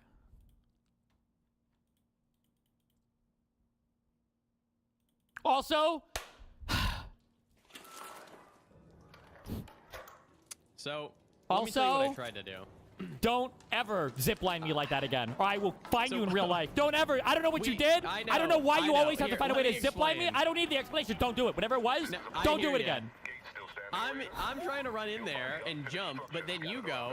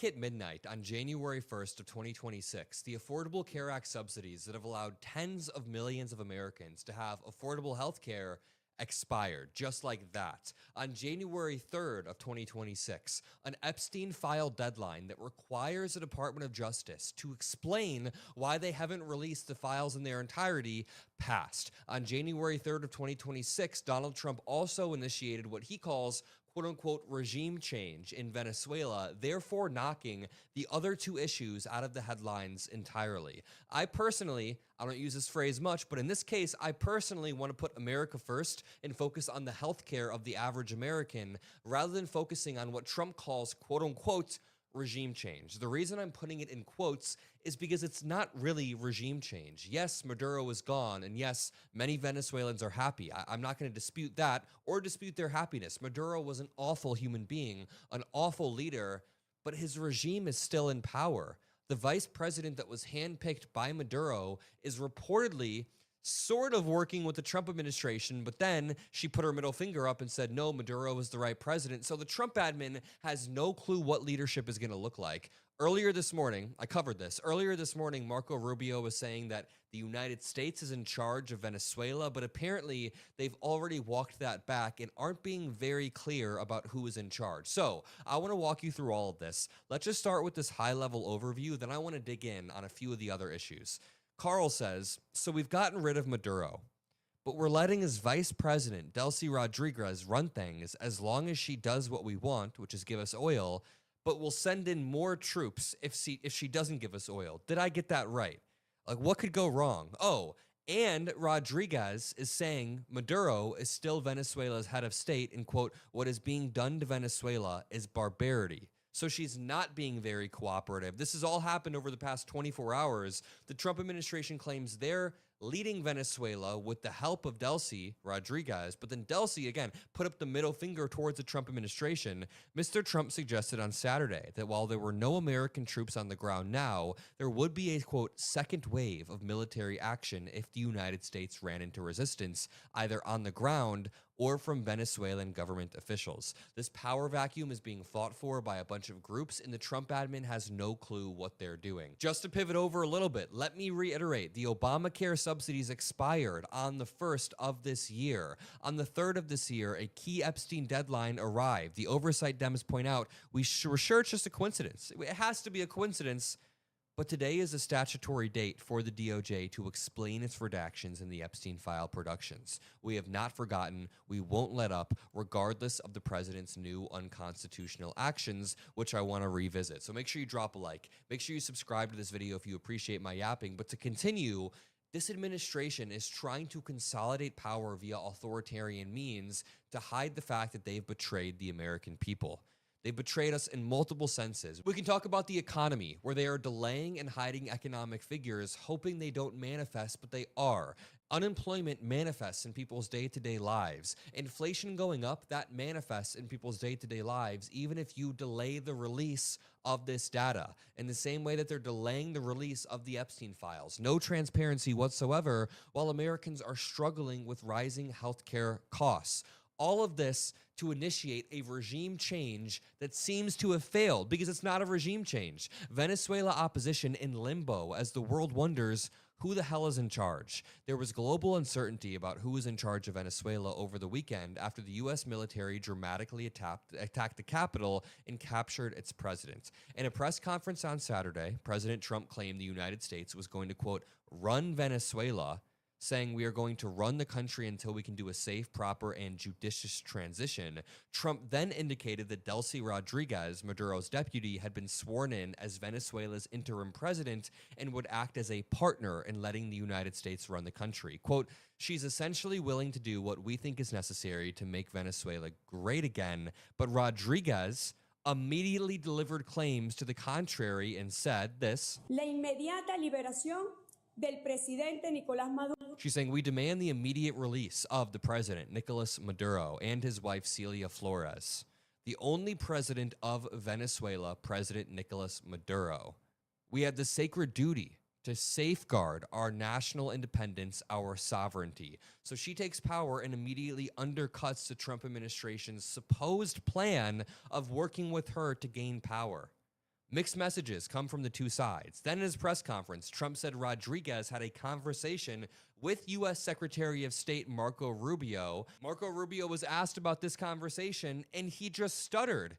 He didn't know what to say. Does anybody in this administration have any idea what's happening next? Delcy Rodriguez, who is now, according to President Trump, sworn in as the president, as the leader of Venezuela. Did she promise you that she is expelling all those American adversaries from Venezuelan territory? What exactly did she agree to do when she spoke to you? We are going to, our objectives when it comes to how Venezuela impacts the national interest of the United States have not changed, and we want those addressed. We want drug trafficking to stop. We want no more gang members to come our way. We don't want to see the Iranian and, by the way, Cuban presence in the past. We want the oil industry in that country not to go to the benefit of pirates and adversaries of the United States, but for the benefit of the people. We want to see all of that happen. We insist on seeing that happen. Did she and promise we are that? going to work to continue to see that happen. Well, right now, we are going to see what happens moving forward. Let me just say that. I'm not obviously going to have these conversations in the media. These are delicate and complicated things that require mature statesmanship. And that. I'm sorry, but this doesn't instill much faith in the administration for me. You just keep saying, we'll see what happens. This requires mature statesmanship. I'm not seeing that type of mature statesmanship. Stephen Miller's wife, Katie Miller, is currently posting photos of Greenland being occupied by the U.S., and Trump is backing that up. What do you mean mature statesmanship? That require mature statesmanship, and that's what we intend to do. But our goals remain the same. The difference is that the person who was in charge, even though not legitimately, in the past was someone you could not work with. We just could not work with him. He is not a person that had ever kept any of the deals he made, broke every deal he ever made a fool out of the Biden administration on the deal they made with him. And we offered him on multiple occasions an opportunity to remove himself from the scene in a positive way. He chose not to do so. But his number two is now running the country. His number two is someone you can work with. And is that what you're implying here? And did she tell you that she will transition to democracy? And the woman who won the election along with her partner there, Maria Corina Machado. Thank you. These are the important questions. These are the very, very important questions. If you were going to claim that you're doing quote unquote regime change, but you were just kidnapping and extraditing the leader, but allowing his number two to gain power, that is not regime change. It's the same regime. We are going to make our assessments of people. You're asking me to make an assessment. We're going to make an assessment on the basis of what they do, not what they say publicly in the interim, not what what they've done in the past in many cases, but what they do moving forward. Okay, so the administration has immediately backed itself into a corner. Just to summarize, Donald Trump said there would be secondary military action if Delcy Rodriguez does not cooperate. He said, we may have to go boots on the ground. We may have to have a second military operation. He said this word for word. Then Delcy Rodriguez comes out, essentially metaphorically puts the middle finger up and says, hey, Maduro is the rightful leader and I am his interim. I am now the rightful leader while we're waiting for Maduro. And now this administration says, we don't really know. We're not going to go based on their public statements, which is literally what Rubio said. He says, we're not going to go based on their public statements. We're going to go based on their actions during the interim. Like, dude, her public statements are being non-cooperative in the exact same way that Trump warned against. So if you want to save, if you want any chance of saving this operation, somebody's got to put their foot down, or else we are going to enter another endless war where we are perpetually changing out the regime, but not actually changing the regime. I'm going to leave it there. If you appreciate these videos, make sure you drop a like and subscribe. You know, we just want healthcare. The White House posted a photo earlier today, or like a video of Maduro being escorted through with handcuffs, Trump trying to act cool. But at the end of the day, people just want healthcare. One of my close friends' moms was reliable on the Affordable Care Act subsidies, and she didn't fully understand the extent of which they were helping her until the government shut down and she started to actually realize, wait a minute, I am reliant on a monthly basis on these subsidies. Well, ever since January 1st, the premiums have gone up 500%, which has led to my friend's mom downgrading her health care, but then paying even more still. So think about this. Somebody that my close friend cares about, their mom, his mom, has to downgrade her health care, her quality of health care, and is now paying more. Just an entire here in Korea may be different than what you're getting in the USA, and I want to show you guys what's going on. It says Lee set for summit talks with China's Xi. So basically, Korea's President Lee is in China. I think it's like for 4 days. He's there quite a long time, and they're going to work on building all sorts of business partnerships and relationships with each other as effectively, right, this is a big trading partner. Now, this is also happening. Trump also recently came to Korea, and they're doing the same thing, building trade and relationships and partnerships. Korea said, okay, we'll give you a crown and a necklace. Trump said, great, and also give me hamburgers, which Korea also did. And then now this is actually really interesting. Probably not in your news in the USA, but it was in our news here because it did happen. Trump presents final golden key to President Lee Jae-myung. And basically, this is like, you know, Trump's Rose. It's all a TV show. But there's a golden key. That's what we got from the USA these days. Key to the White House, it says. And it's funny, they've been posting pictures of it. President Lee's got the key, smiling there, sitting in the office. And this is the actual posting, and let me read it. From President Lee to Trump. POTUS, could this perhaps be the key to the White House? I'm curious if I may use this key to let myself in if you happen to be away from your desk the next time I visit. Laughy face. So it's kind of a funny answer because, as you know, Trump is often in Florida, not in the office. So is he making fun of Trump here? Who knows? But we do have the key. I look forward to an even stronger ROK-US alliance unlocked by this golden key, which embodies a mutual will to connect. Thank you, as always, for your constant friendship and deep trust. So ROK is Republic of Korea, if you don't know. But basically, there are troops here in Korea, and there's been talk that the U.S. may leave. That's a possibility. This was literally in our headlines again. I know there's a lot of news in USA, so this probably is not the biggest news, but it is news over here. U.S. Army squadron in Korea deactivated last month amid concerns about potential troop cut. They haven't said officially if they're, leaving or not, or cutting troops. It's been on the table. People are like kind of no comment or deny said things, but literally this is our news. So that's why we're talking about it. Is it happening or not? My feeling on this stuff is the U.S. is stretched way too thin. You can see we're involved in Venezuela. We're involved in Nigeria. We're talking about attacking Iran and all kinds of stuff. So I wouldn't be shocked if we start shifting forces around and maybe perhaps pulling troops from Korea. So this has been in our news. Regarding the key thing, I guess not many people have gotten these keys. I'll just tell you who. It says the golden key designed directly by President Trump. So I guess he made this thing, engraved with the president's seal and the phrase, quote, key to the White House. That's written on the key. So I'll show you again. It says key to the White House, got the president's seal on there. Who's gotten this thing? Netanyahu's gotten it in Israel. Former Japanese Prime Minister Taro also has gotten one. Tesla CEO Elon Musk has gotten one, and then for whatever reason, soccer player Cristiano Ronaldo received a key. So I don't know if that's something to be proud of that you're part of that list, but Korea got one also. So there's that. This is also in our news. I just want to give you guys a different perspective. Korea urges easing of regional tensions in Venezuela crisis. And so effectively for countries like Korea, France, Germany, wherever, like countries that aren't China and that countries that aren't USA, you're like, okay, how can I trade with both China and USA and not piss anyone off? Like, you want to keep and stay open for business. I think that's a reasonable, thing for any country that would want to do.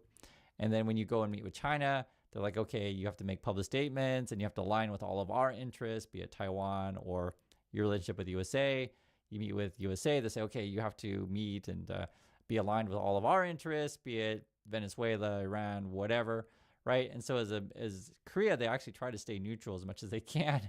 It's a tough business though, guys, and I'm just telling you a different perspective on this. And so this has been our whole news here, what's going on with Trump and Venezuela. When you talk about China then, and I'll just read some descriptions of it, you can hear it. It says, it comes as South Korea seeks to stably manage its relations with China, a key partner in trade, tourism, and peace efforts of the Korean Peninsula. So you have all these interests in place, because the question would be, for say, from Korea's point of view, if we want to, ease tensions with North Korea, can we get China to do it? Can we get USA to do it, right? Can we get both to do it? It's not crazy stuff.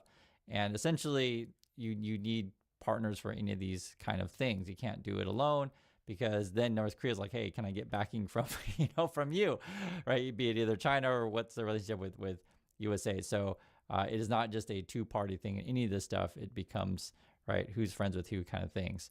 During the meeting, Lee is expected to ask for China's support in improving strained ties to Pyongyang, so it's North Korea, and making progress in a denuclearization of the Korean Peninsula. Now, this is also a thorny issue because the USA recently said, hey, Korea, you can have nuclear subs and you can start building your nuclear program, these kind of things. So, right, this is all, and China's not going to be thrilled about that, right? So then there's more, right? And then you have the business stuff. And just so I'm going through it with you. Ahead of the summit, Lee is scheduled to attend a Korea-China Economic Forum in Beijing to discuss expanding cooperation. And these are the areas: artificial intelligence, green energy, supply chains, and tourism, among areas. Many of the big Korean companies are coming because China is a major place to trade with, right? You guys know there's some huge market over there. So you got Samsung, chairman's going there, the SK Group chairman, which is a massive company here in Korea, and then you got LG Group chairman. And it's hard to explain how the companies in Korea are all conglomerates or chaebol. The best way to describe it would be like if you combine, say, if Apple was also Google and also Ford, just for example, and also, your apartment building. The joke that we make here in Korea is like, say, this, for example, something like Samsung is, you can be born in a Samsung hospital, live in a Samsung, house or apartment, have Samsung refrigerators and TVs, go to a Samsung school, go to a Samsung university, work at Samsung, go to a Samsung hospital when you get sick, eat at a Samsung restaurant, and then die in a Samsung funeral home when you die. You get my point. Is a lot of these companies are massive companies, and it's very different than what you may see elsewhere. But USA is kind of going in that direction, the same way as going in the direction of China. And it is something that's very interesting also that other countries actually come to Korea to study the development.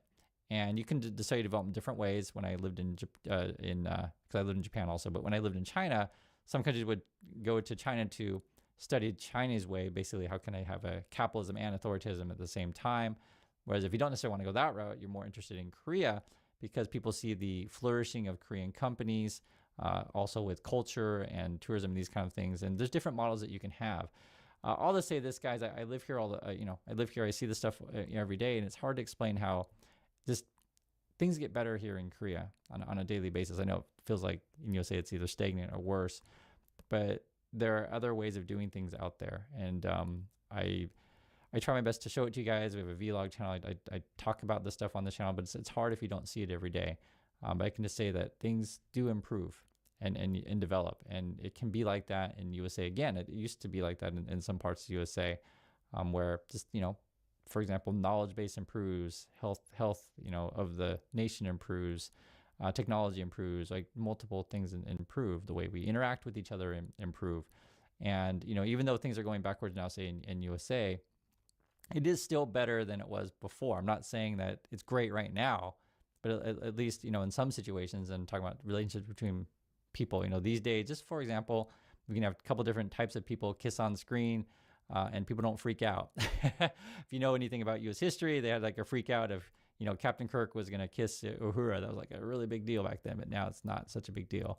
I'm just giving one example. There's lots of things you can talk about, but I'm just saying that that's a situation of progress, and we're still a long ways to go in USA.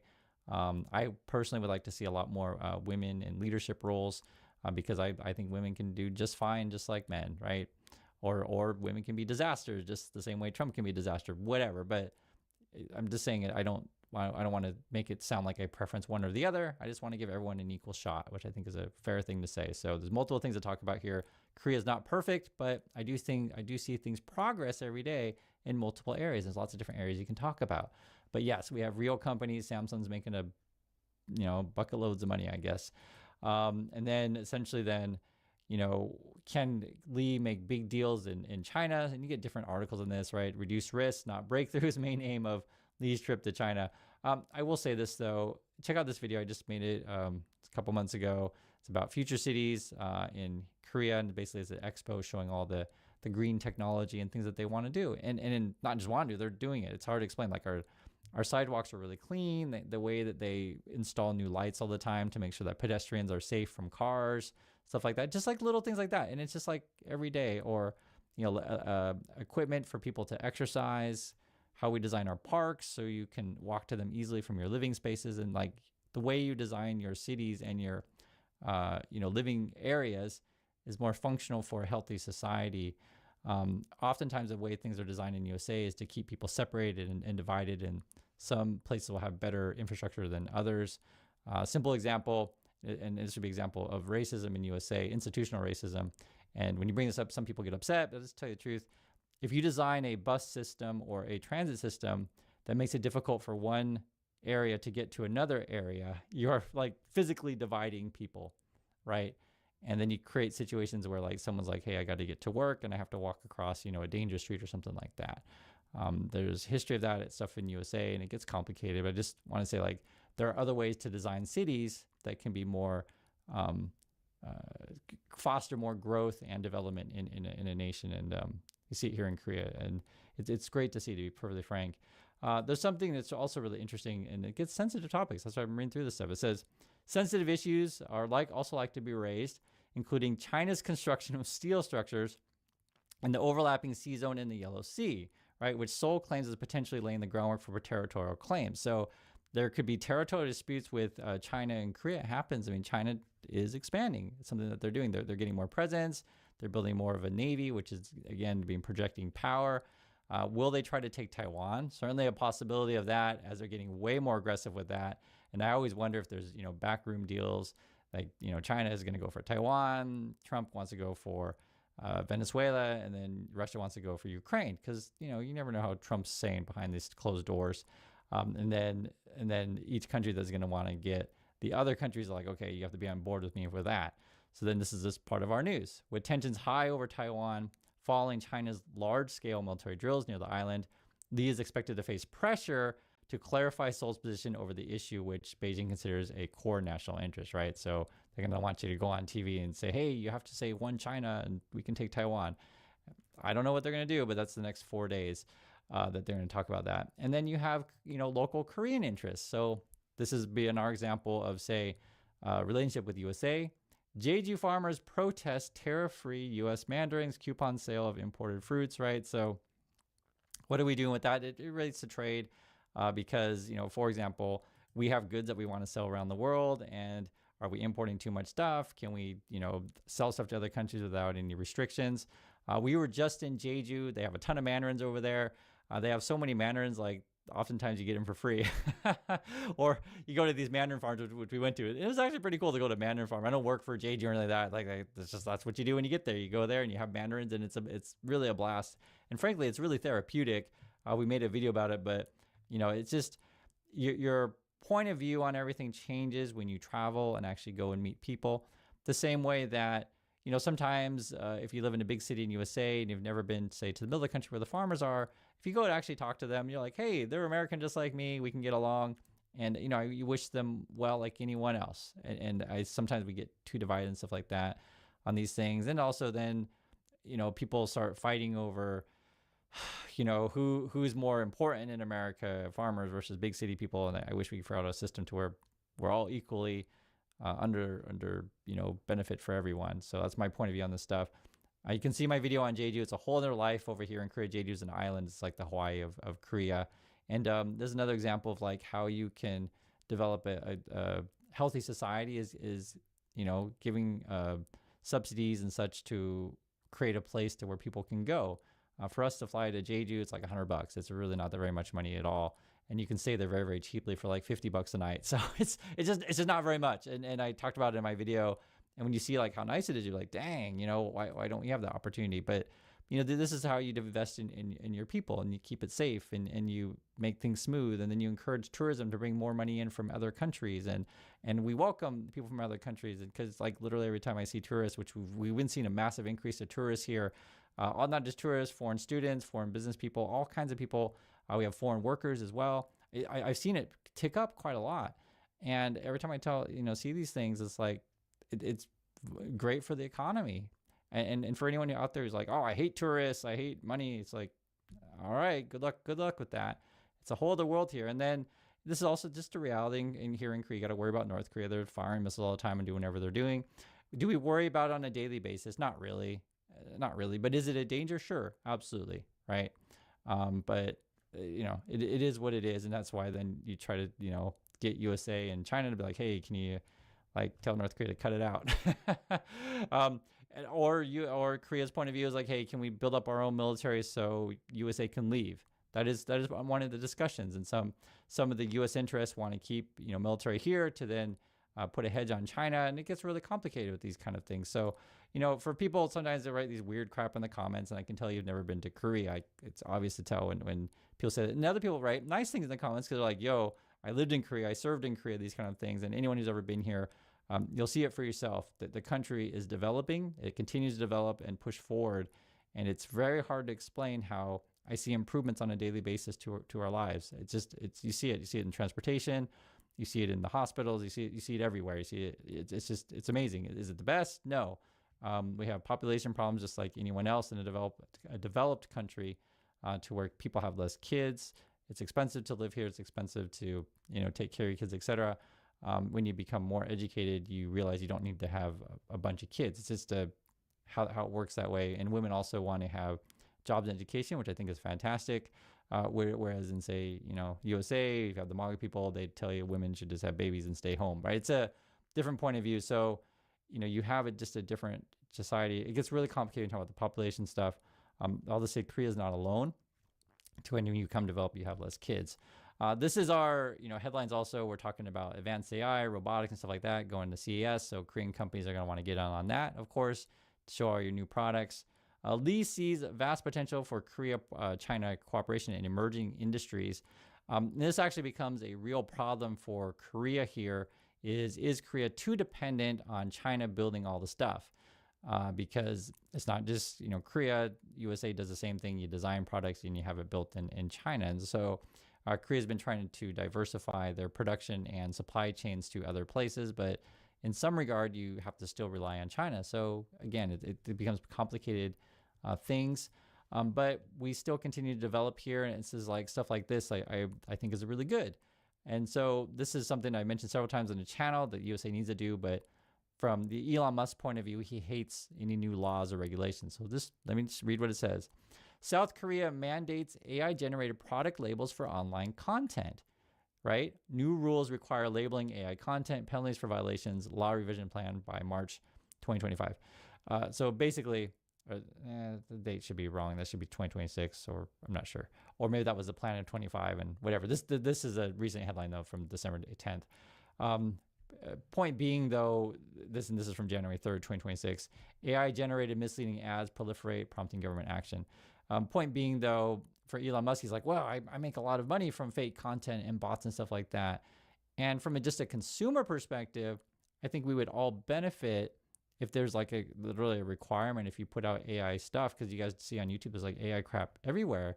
You'll see it on TikTok and such. People will copy other people's channels. People copy my channel on TikTok. I think TikTok's like, man, I think all bets are off over there. And that's a Chinese platform. So clearly me and, lots of people don't like that. And this is sort of the world we live in. So you have to decide, should we regulate this stuff or not? And then the Elon Musk of the world will say, oh no, you just hate free speech. You just hate free speech. And it's just like, you guys are morons. We're not even talking about the same thing. So, that's why I always try to talk about just consumer perspective here and like this kind of stuff, right? So it's funny because, say, in the USA, you'll know exactly what this stuff is, and you probably already kind of know that's BS, basically.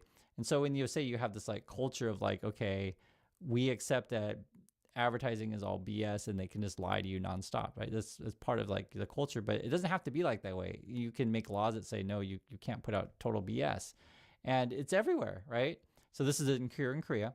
It says, in recent months, advertisements claiming that a product can restore hair growth within months or eradicate toenail fungus simply by applying it have spread wildly online. The ministry conducted a 3-week crackdown from November 24th, identified 376 cases of false advertising. That was just like in 3 weeks. And then they were talking like last year, there was like 96,726 cases of false advertising in the food and drug safety. So it is everywhere. And this is something that, I think we should regulate. And I'm just bringing this stuff up because this is the stuff that, our sort of problems or the problems of, people basically, it's been a real problem. They'll take a picture of, whatever female, it's be either young girl or older women, whatever, put it on basically, adult content kind of stuff and then sell that to people. And that's a real problem. So we have very strict laws on that stuff. That was just passed. It's different than the USA where they'll say, oh no, it's free speech to, make that kind of content using people's images without their permission. And it's just like, are you people crazy? But this is sort of why we have these conversations, and it's a whole other world. And, one thing I will say, it's very interesting. I remember growing up in USA, and then I write about this stuff in my book, and you can check it out. It's called Positive Angle.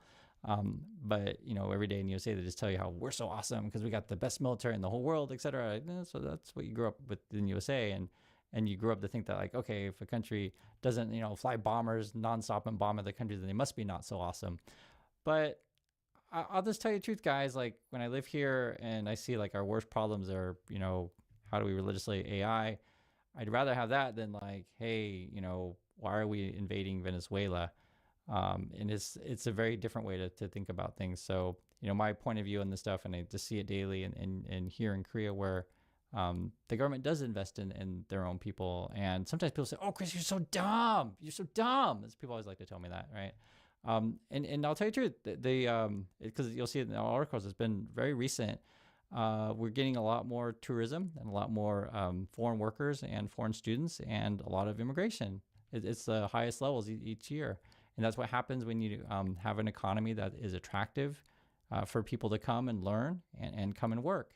And I think that's totally fine. And this is something that's a change. So it's something that the USA is pushing away, and so other countries are going to get more workers, essentially. I think New Zealand is benefiting from this, and also in Australia in this region. So that's what's going on. I'd like to hear your thoughts, and I'll catch you on the next video.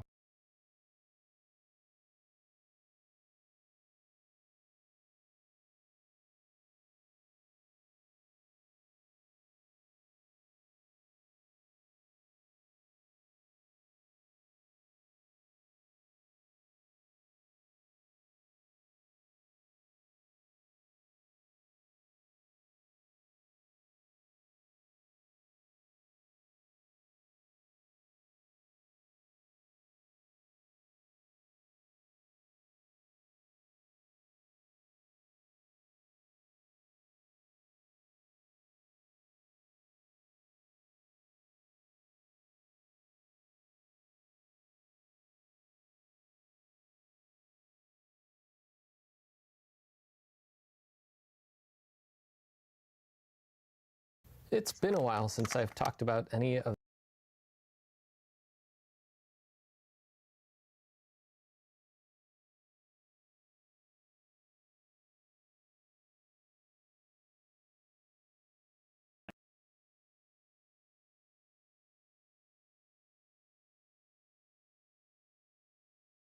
Calculus is a fundamental tool in engineering. It helps us stabilize drones in flight, predict how structures deform under loading, and model the dynamics of vibrating systems. In all of these cases, we're asking the same fundamental question. How does the system respond when something changes? Calculus is how we answer that question. It's the mathematical study of change. In this video, we'll explore the key principles of calculus and discover exactly how they apply to real-world engineering problems. The easiest way to understand how one quantity is affected by changes to another is by plotting both on a graph. The slope of the graph, represented by a tangent line that just touches the curve, is a key piece of information. It tells us how sensitive one quantity is to another, and that sensitivity changes depending on where we are on the curve. The slope often has a real physical meaning. If the graph shows displacement on the horizontal axis and force on the vertical axis, the slope represents the stiffness of the object, like the stiffness of a spring, for example. If the graph shows velocity versus time, the slope is acceleration, and if it shows voltage versus current, the slope is electrical resistance. To understand how to extract this slope information in a systematic way, let's look at a simple example, the function y equals x cubed. Say we want to calculate the slope of this curve at a particular point. One way to approximate it is to pick another point slightly to the right, at x plus a small amount that we'll call delta x. The straight line between these 2 points gives us an estimate of the gradient of the curve at this position. It has a slope equal to the change in y divided by the change in x. Now imagine moving the 2 points closer together, shrinking delta x towards 0. As the points get closer, the line connecting them becomes a better and better approximation of the tangent at the point. And as delta x tends towards 0, the line between the 2 points becomes the true tangent, giving us the exact slope at that point. By expanding the slope equation and taking the limit as delta x tends towards 0, we obtain an equation that gives us the slope of our x cubed function at any point x.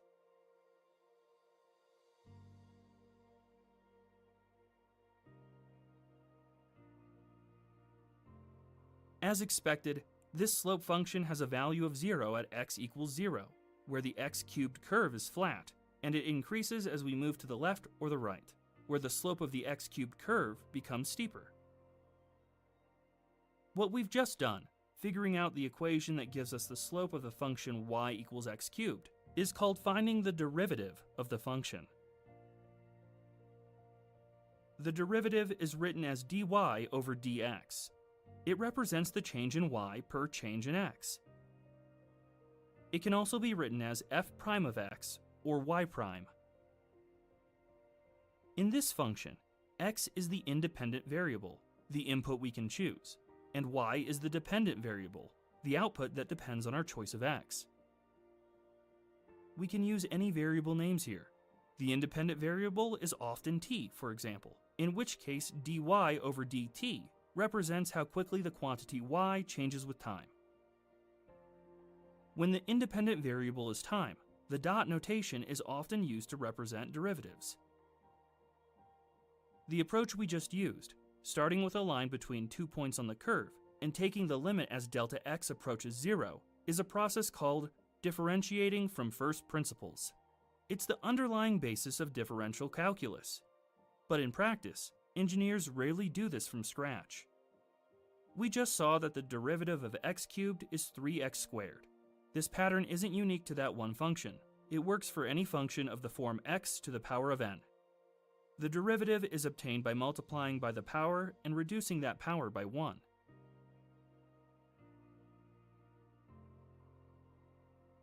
Instead of deriving everything from scratch, engineers use tables of standard derivatives for the functions we see again and again, like sine, cosine, exponential functions, or square root functions. Let's look at a few examples. The derivative of a constant value is 0, because it has no slope. And a straight line has a constant slope, so its derivative is a constant value. Sine and cosine functions appear all the time in engineering, especially in systems that vary cyclically with time, like alternating current circuits. This graph shows sine of x. At the peaks, where the function reaches a maximum, the slope is 0. And where the curve crosses the horizontal axis, the slope is at its steepest, corresponding to either its minimum or maximum value. The derivative of sine of x is cosine of x. Similarly, the derivative of cosine of x is negative sine of x. The negative is needed for the slope to have the correct sign, positive where cosine is rising, and negative where it's falling.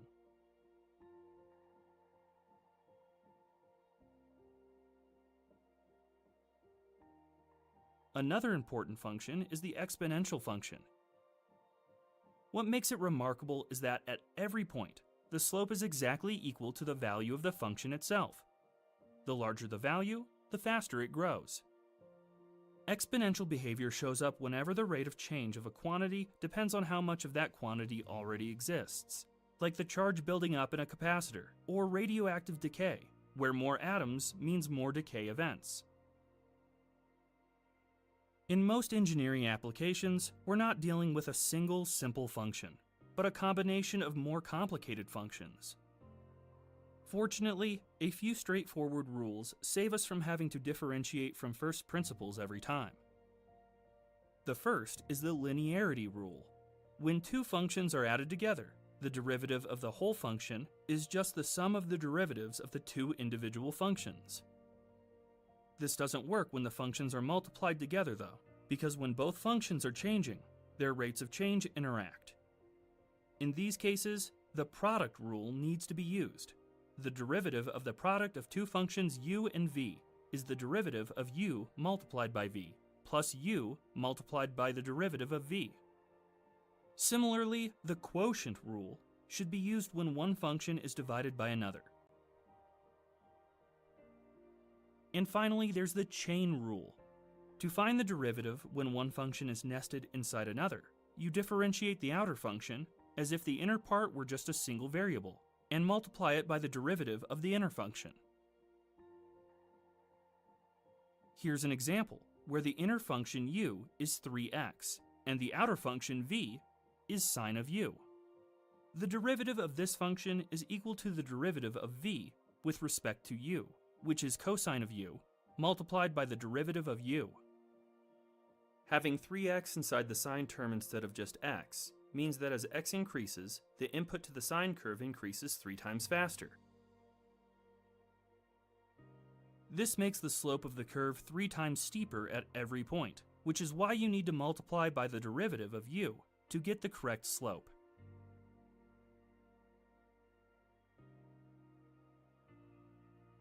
With these 4 simple rules and the table of derivatives for common functions, you can differentiate a huge range of complicated functions relatively easily.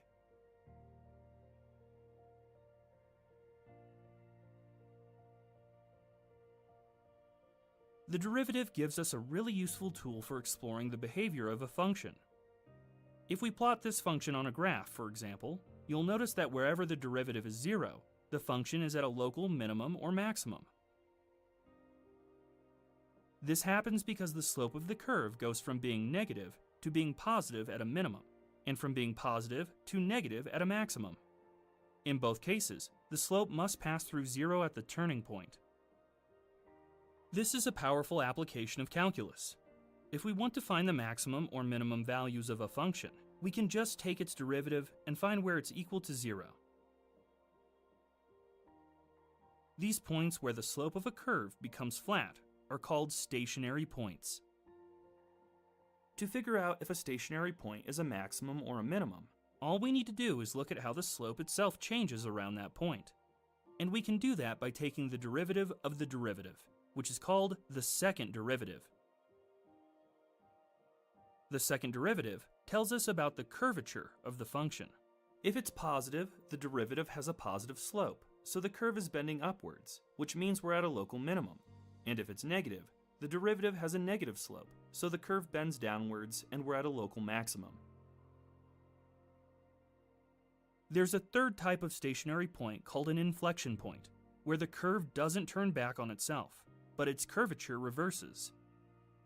At a stationary inflection point, both the first and second derivatives are 0, and the second derivative changes sign to reflect the curvature reversal.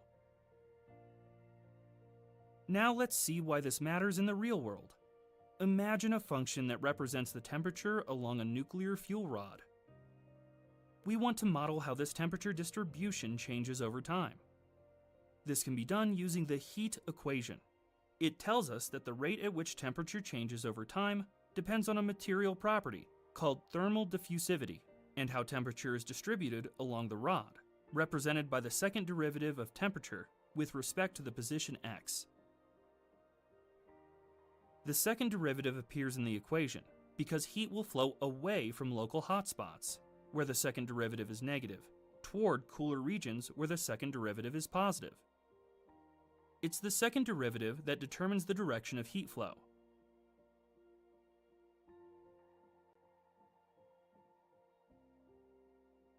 Many physical processes follow similar laws, where quantities spread over time from regions of high to low concentration. Fick's second law of diffusion, for example, is used to model the movement of atoms in a solid, or the dispersion of contaminants in a liquid. In all such cases, calculus provides the framework for modeling how these quantities change over time. You might have noticed that these equations use a slightly different notation for the derivative.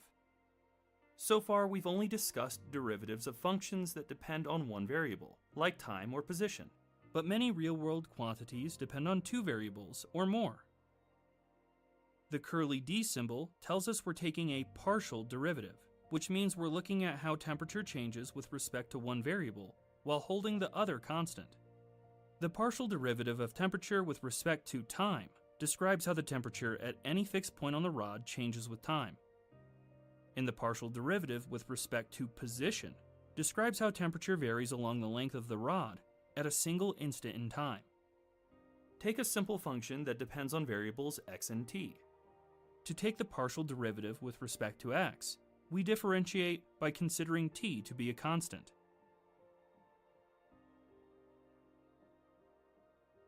And to take the partial derivative with respect to t, we consider x to be a constant.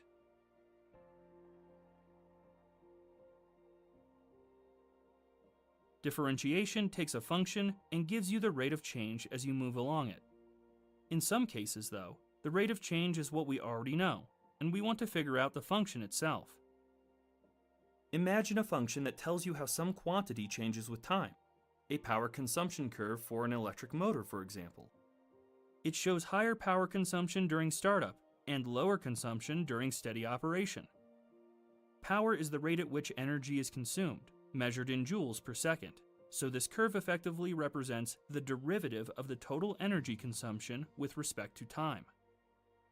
To figure out the total energy consumed over a set time period, we need to add up all of the small instantaneous changes. This process, accumulating all these infinitesimal changes to find the total quantity, is called integration.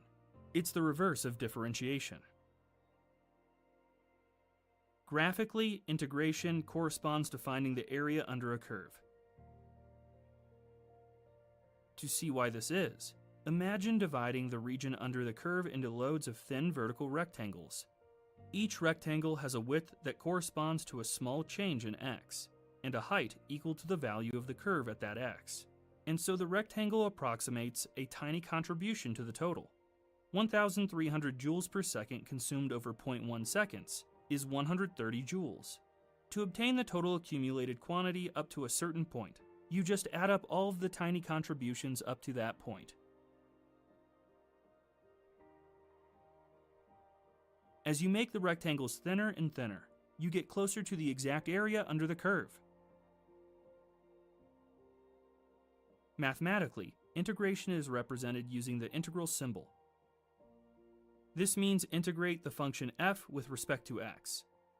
The result is a new function, the antiderivative, that gives you the total amount accumulated as a function of x. When limits are added to the integral symbol, they define the interval over which you're integrating, which is equivalent to calculating the total accumulated change from x equals a to x equals b. Because integration is the reverse of differentiation, we can use the same lookup tables to integrate a function. To integrate x to the power of 4, for example, we add 1 to the power, giving us x to the power of 5. We also need to divide by the new power, otherwise we would end up with 5 times x to the power of 4 when differentiating. One important thing to realize is that information is lost when differentiating, because any constant terms have a slope of 0. These two functions are parallel curves with identical slopes at every point, just shifted up and down, so they differentiate to the same thing, x to the power of 4. For this reason, when integrating, an additional term, the constant of integration, needs to be added to account for any constant that might have been lost. If we know the value of the original function at a particular point, we can use that to find the value of c. And with the antiderivative now defined, we can calculate the integral between two limits by taking its value at the upper limit and subtracting its value at the lower limit. You don't actually need to know the constant of integration when calculating an integral between two limits, because it cancels out when taking the difference between the upper and lower limits. Like differentiation, integration has certain rules that help when integrating more complicated functions. One of the most useful is called integration by parts, which helps integrate the product of two functions. It's the reverse of the product rule for differentiation. Say you want to integrate x times cosine of x. You split the function into two parts, u and v, and choose one part to differentiate and the other to integrate. By using the integration by parts formula to rewrite the integral, you end up with something that's much easier to solve.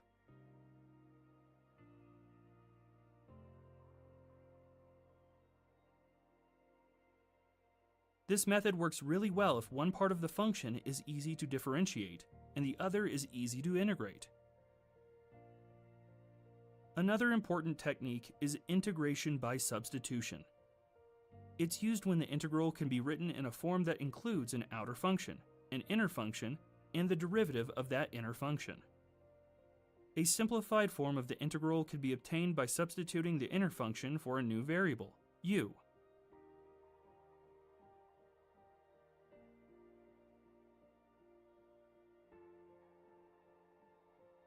This can easily be integrated with respect to u.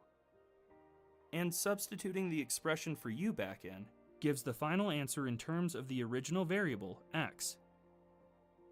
Integration by substitution is essentially just the reverse of the chain rule.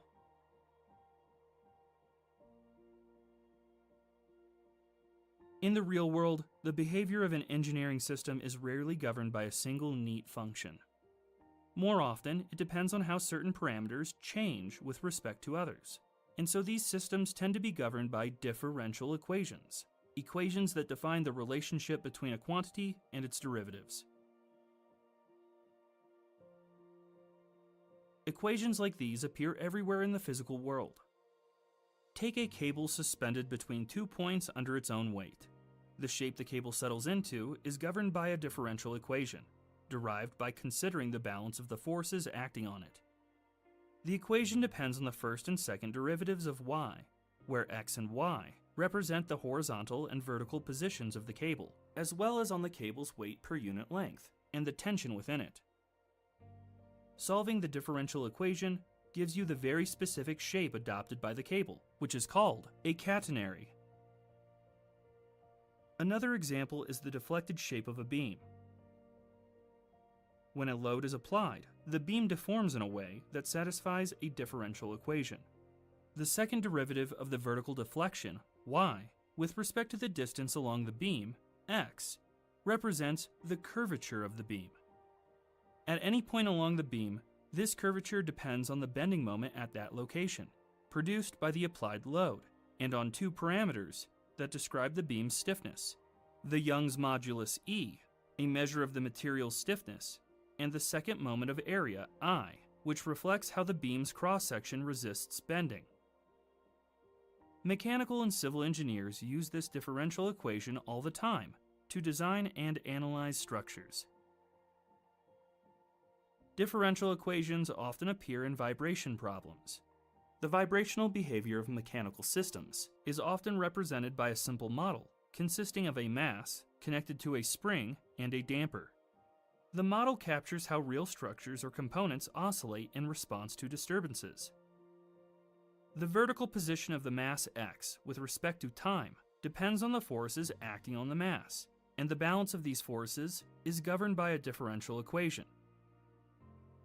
Each term in the equation corresponds to a physical effect.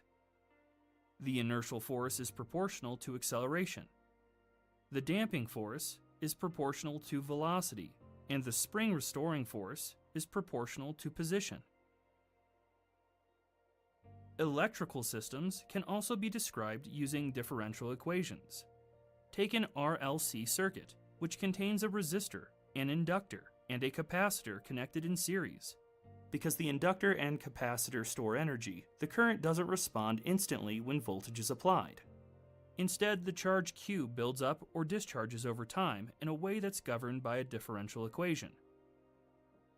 Each term on the left side of the equation represents the voltage drop across one of the components, and the term on the right side represents the applied voltage.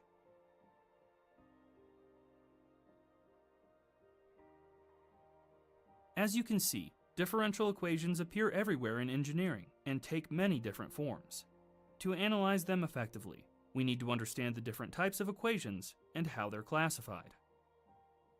If the equation involves the first derivative of a function, it's a first-order differential equation. If it includes second derivatives, it's second-order. Third-order differential equations contain third derivatives, and so on. If the equation contains derivatives with respect to just one independent variable, it's called an ordinary differential equation. If it has two or more, like the heat equation we saw earlier, it's a partial differential equation. An equation is nonlinear if the dependent variable or its derivatives are raised to a power, multiplied by each other, or appear inside nonlinear functions, like sine or exponential functions. It's non-homogeneous if there's a term that doesn't include the variable or its derivatives, meaning the whole equation would be non-zero if the dependent variable was set to 0. And it's autonomous if the independent variable doesn't appear in the equation, and no terms depend on it. In systems defined by autonomous equations, the evolution of the system only depends on the current state of the system, not on the independent variable itself.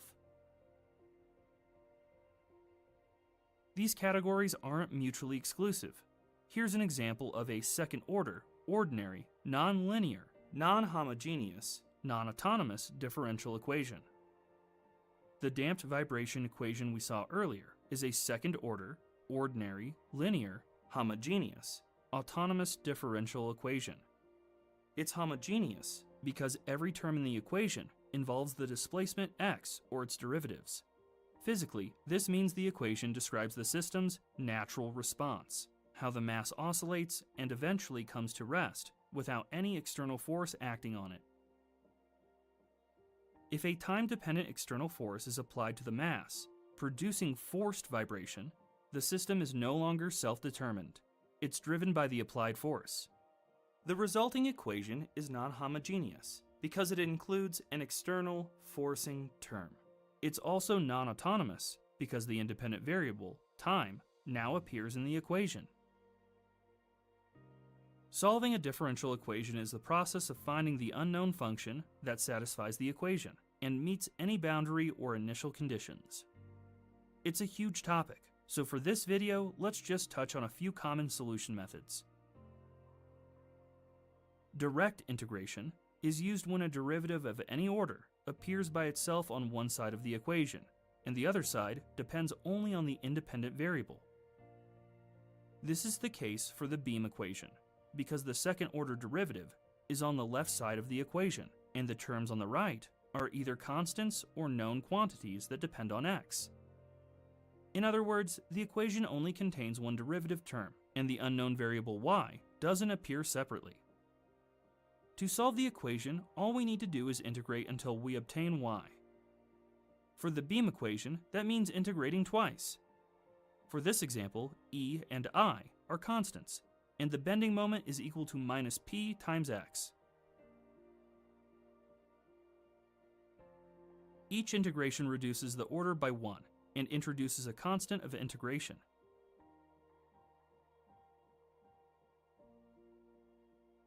The constants can be found by applying the boundary conditions. This gives us the deflected shape of the beam.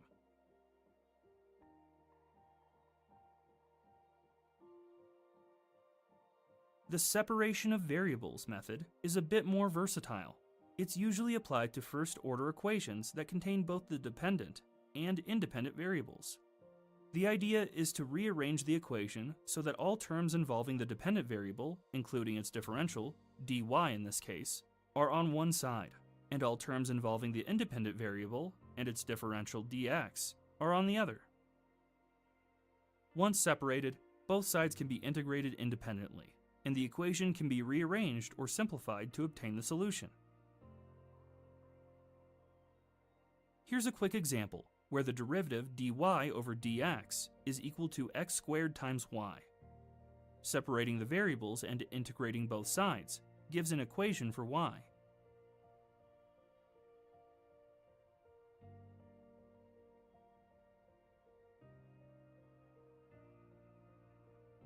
There are loads of other techniques for solving differential equations, too many to cover here, like the integrating factor method, complementary and particular solutions, the Laplace transform approach, and more. Even so, many real-world equations can't be solved. Either the math becomes far too complex, or an analytical solution just doesn't exist. This is often the case for nonlinear equations. A well-known example is the Navier-Stokes equations, which describe the motion of fluids. This system of partial nonlinear differential equations has no analytical solution. Part of the reason it's so difficult to solve is the nonlinear part of the inertial term, where the fluid's velocity at a point depends on how the velocity varies spatially around that point. For equations like this one that are difficult or impossible to solve, engineers use numerical methods that find approximate solutions by iteratively calculating the value of a function in small steps. The entire field of computational fluid dynamics is based on applying approximate numerical methods and a lot of computing power to the Navier-Stokes equations to simulate fluid flow.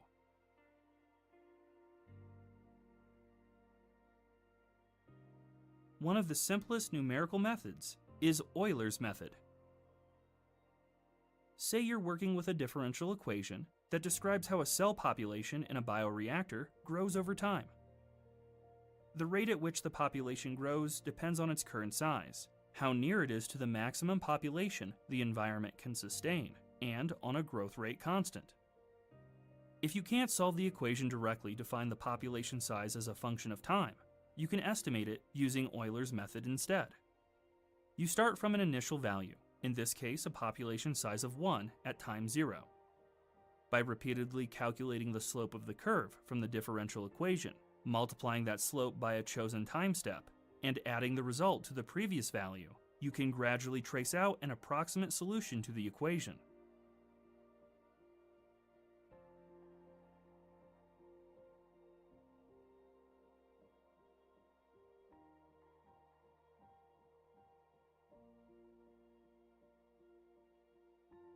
The smaller the step size you use, the closer this approximation becomes to the exact solution.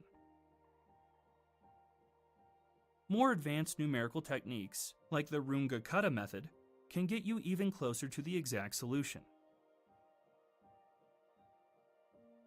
One really important engineering application of calculus is in control systems, systems that manage the behavior of a machine or device, using feedback and sensor data to achieve a desired outcome.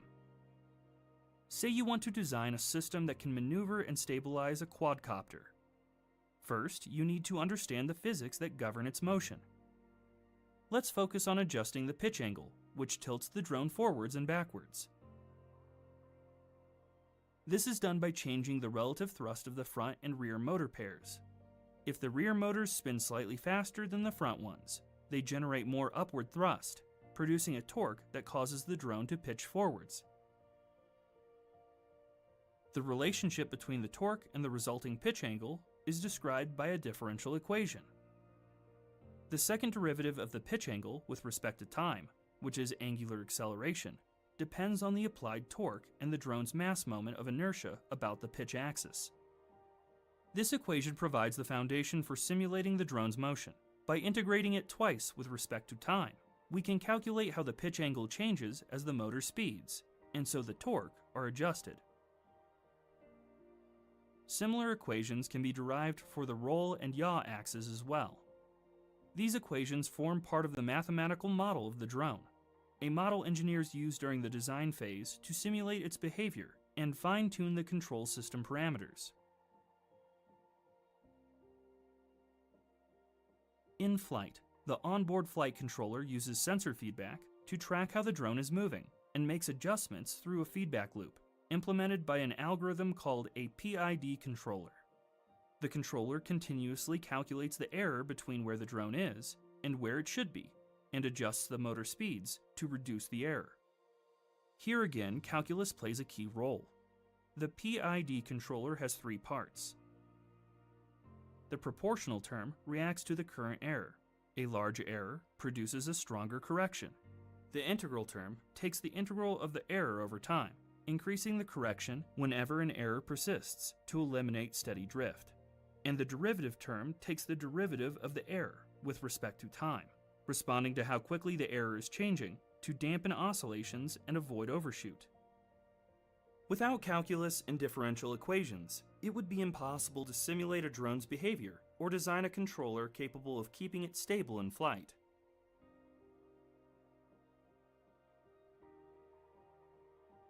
We've covered a lot of ground in this video, but if you want to take it a step further, I highly recommend you check out this video's sponsor, Brilliant. Download their app and work through their course on calculus. It's the perfect companion to this video and will help you cement your understanding of the concepts we've been exploring, not by watching, but by doing. Brilliant is a learning app built around active problem solving. Instead of taking in information passively, you dive into fun, interactive lessons that challenge you to think about new concepts and test your understanding as you go. This hands-on approach is incredibly effective because you're building intuition and understanding through practice. Beyond calculus, Brilliant has a huge range of courses covering science, logic, programming, data analysis, and even how AI works, all designed to help you develop strong analytical and problem-solving skills. Each course is split into bite-sized, interactive lessons you can work through at your own pace, with visual explanations, guided problems, and instant feedback that will keep you engaged as you learn. All engineers need to know how to problem solve effectively, but it's not really something you can learn from a textbook or a video.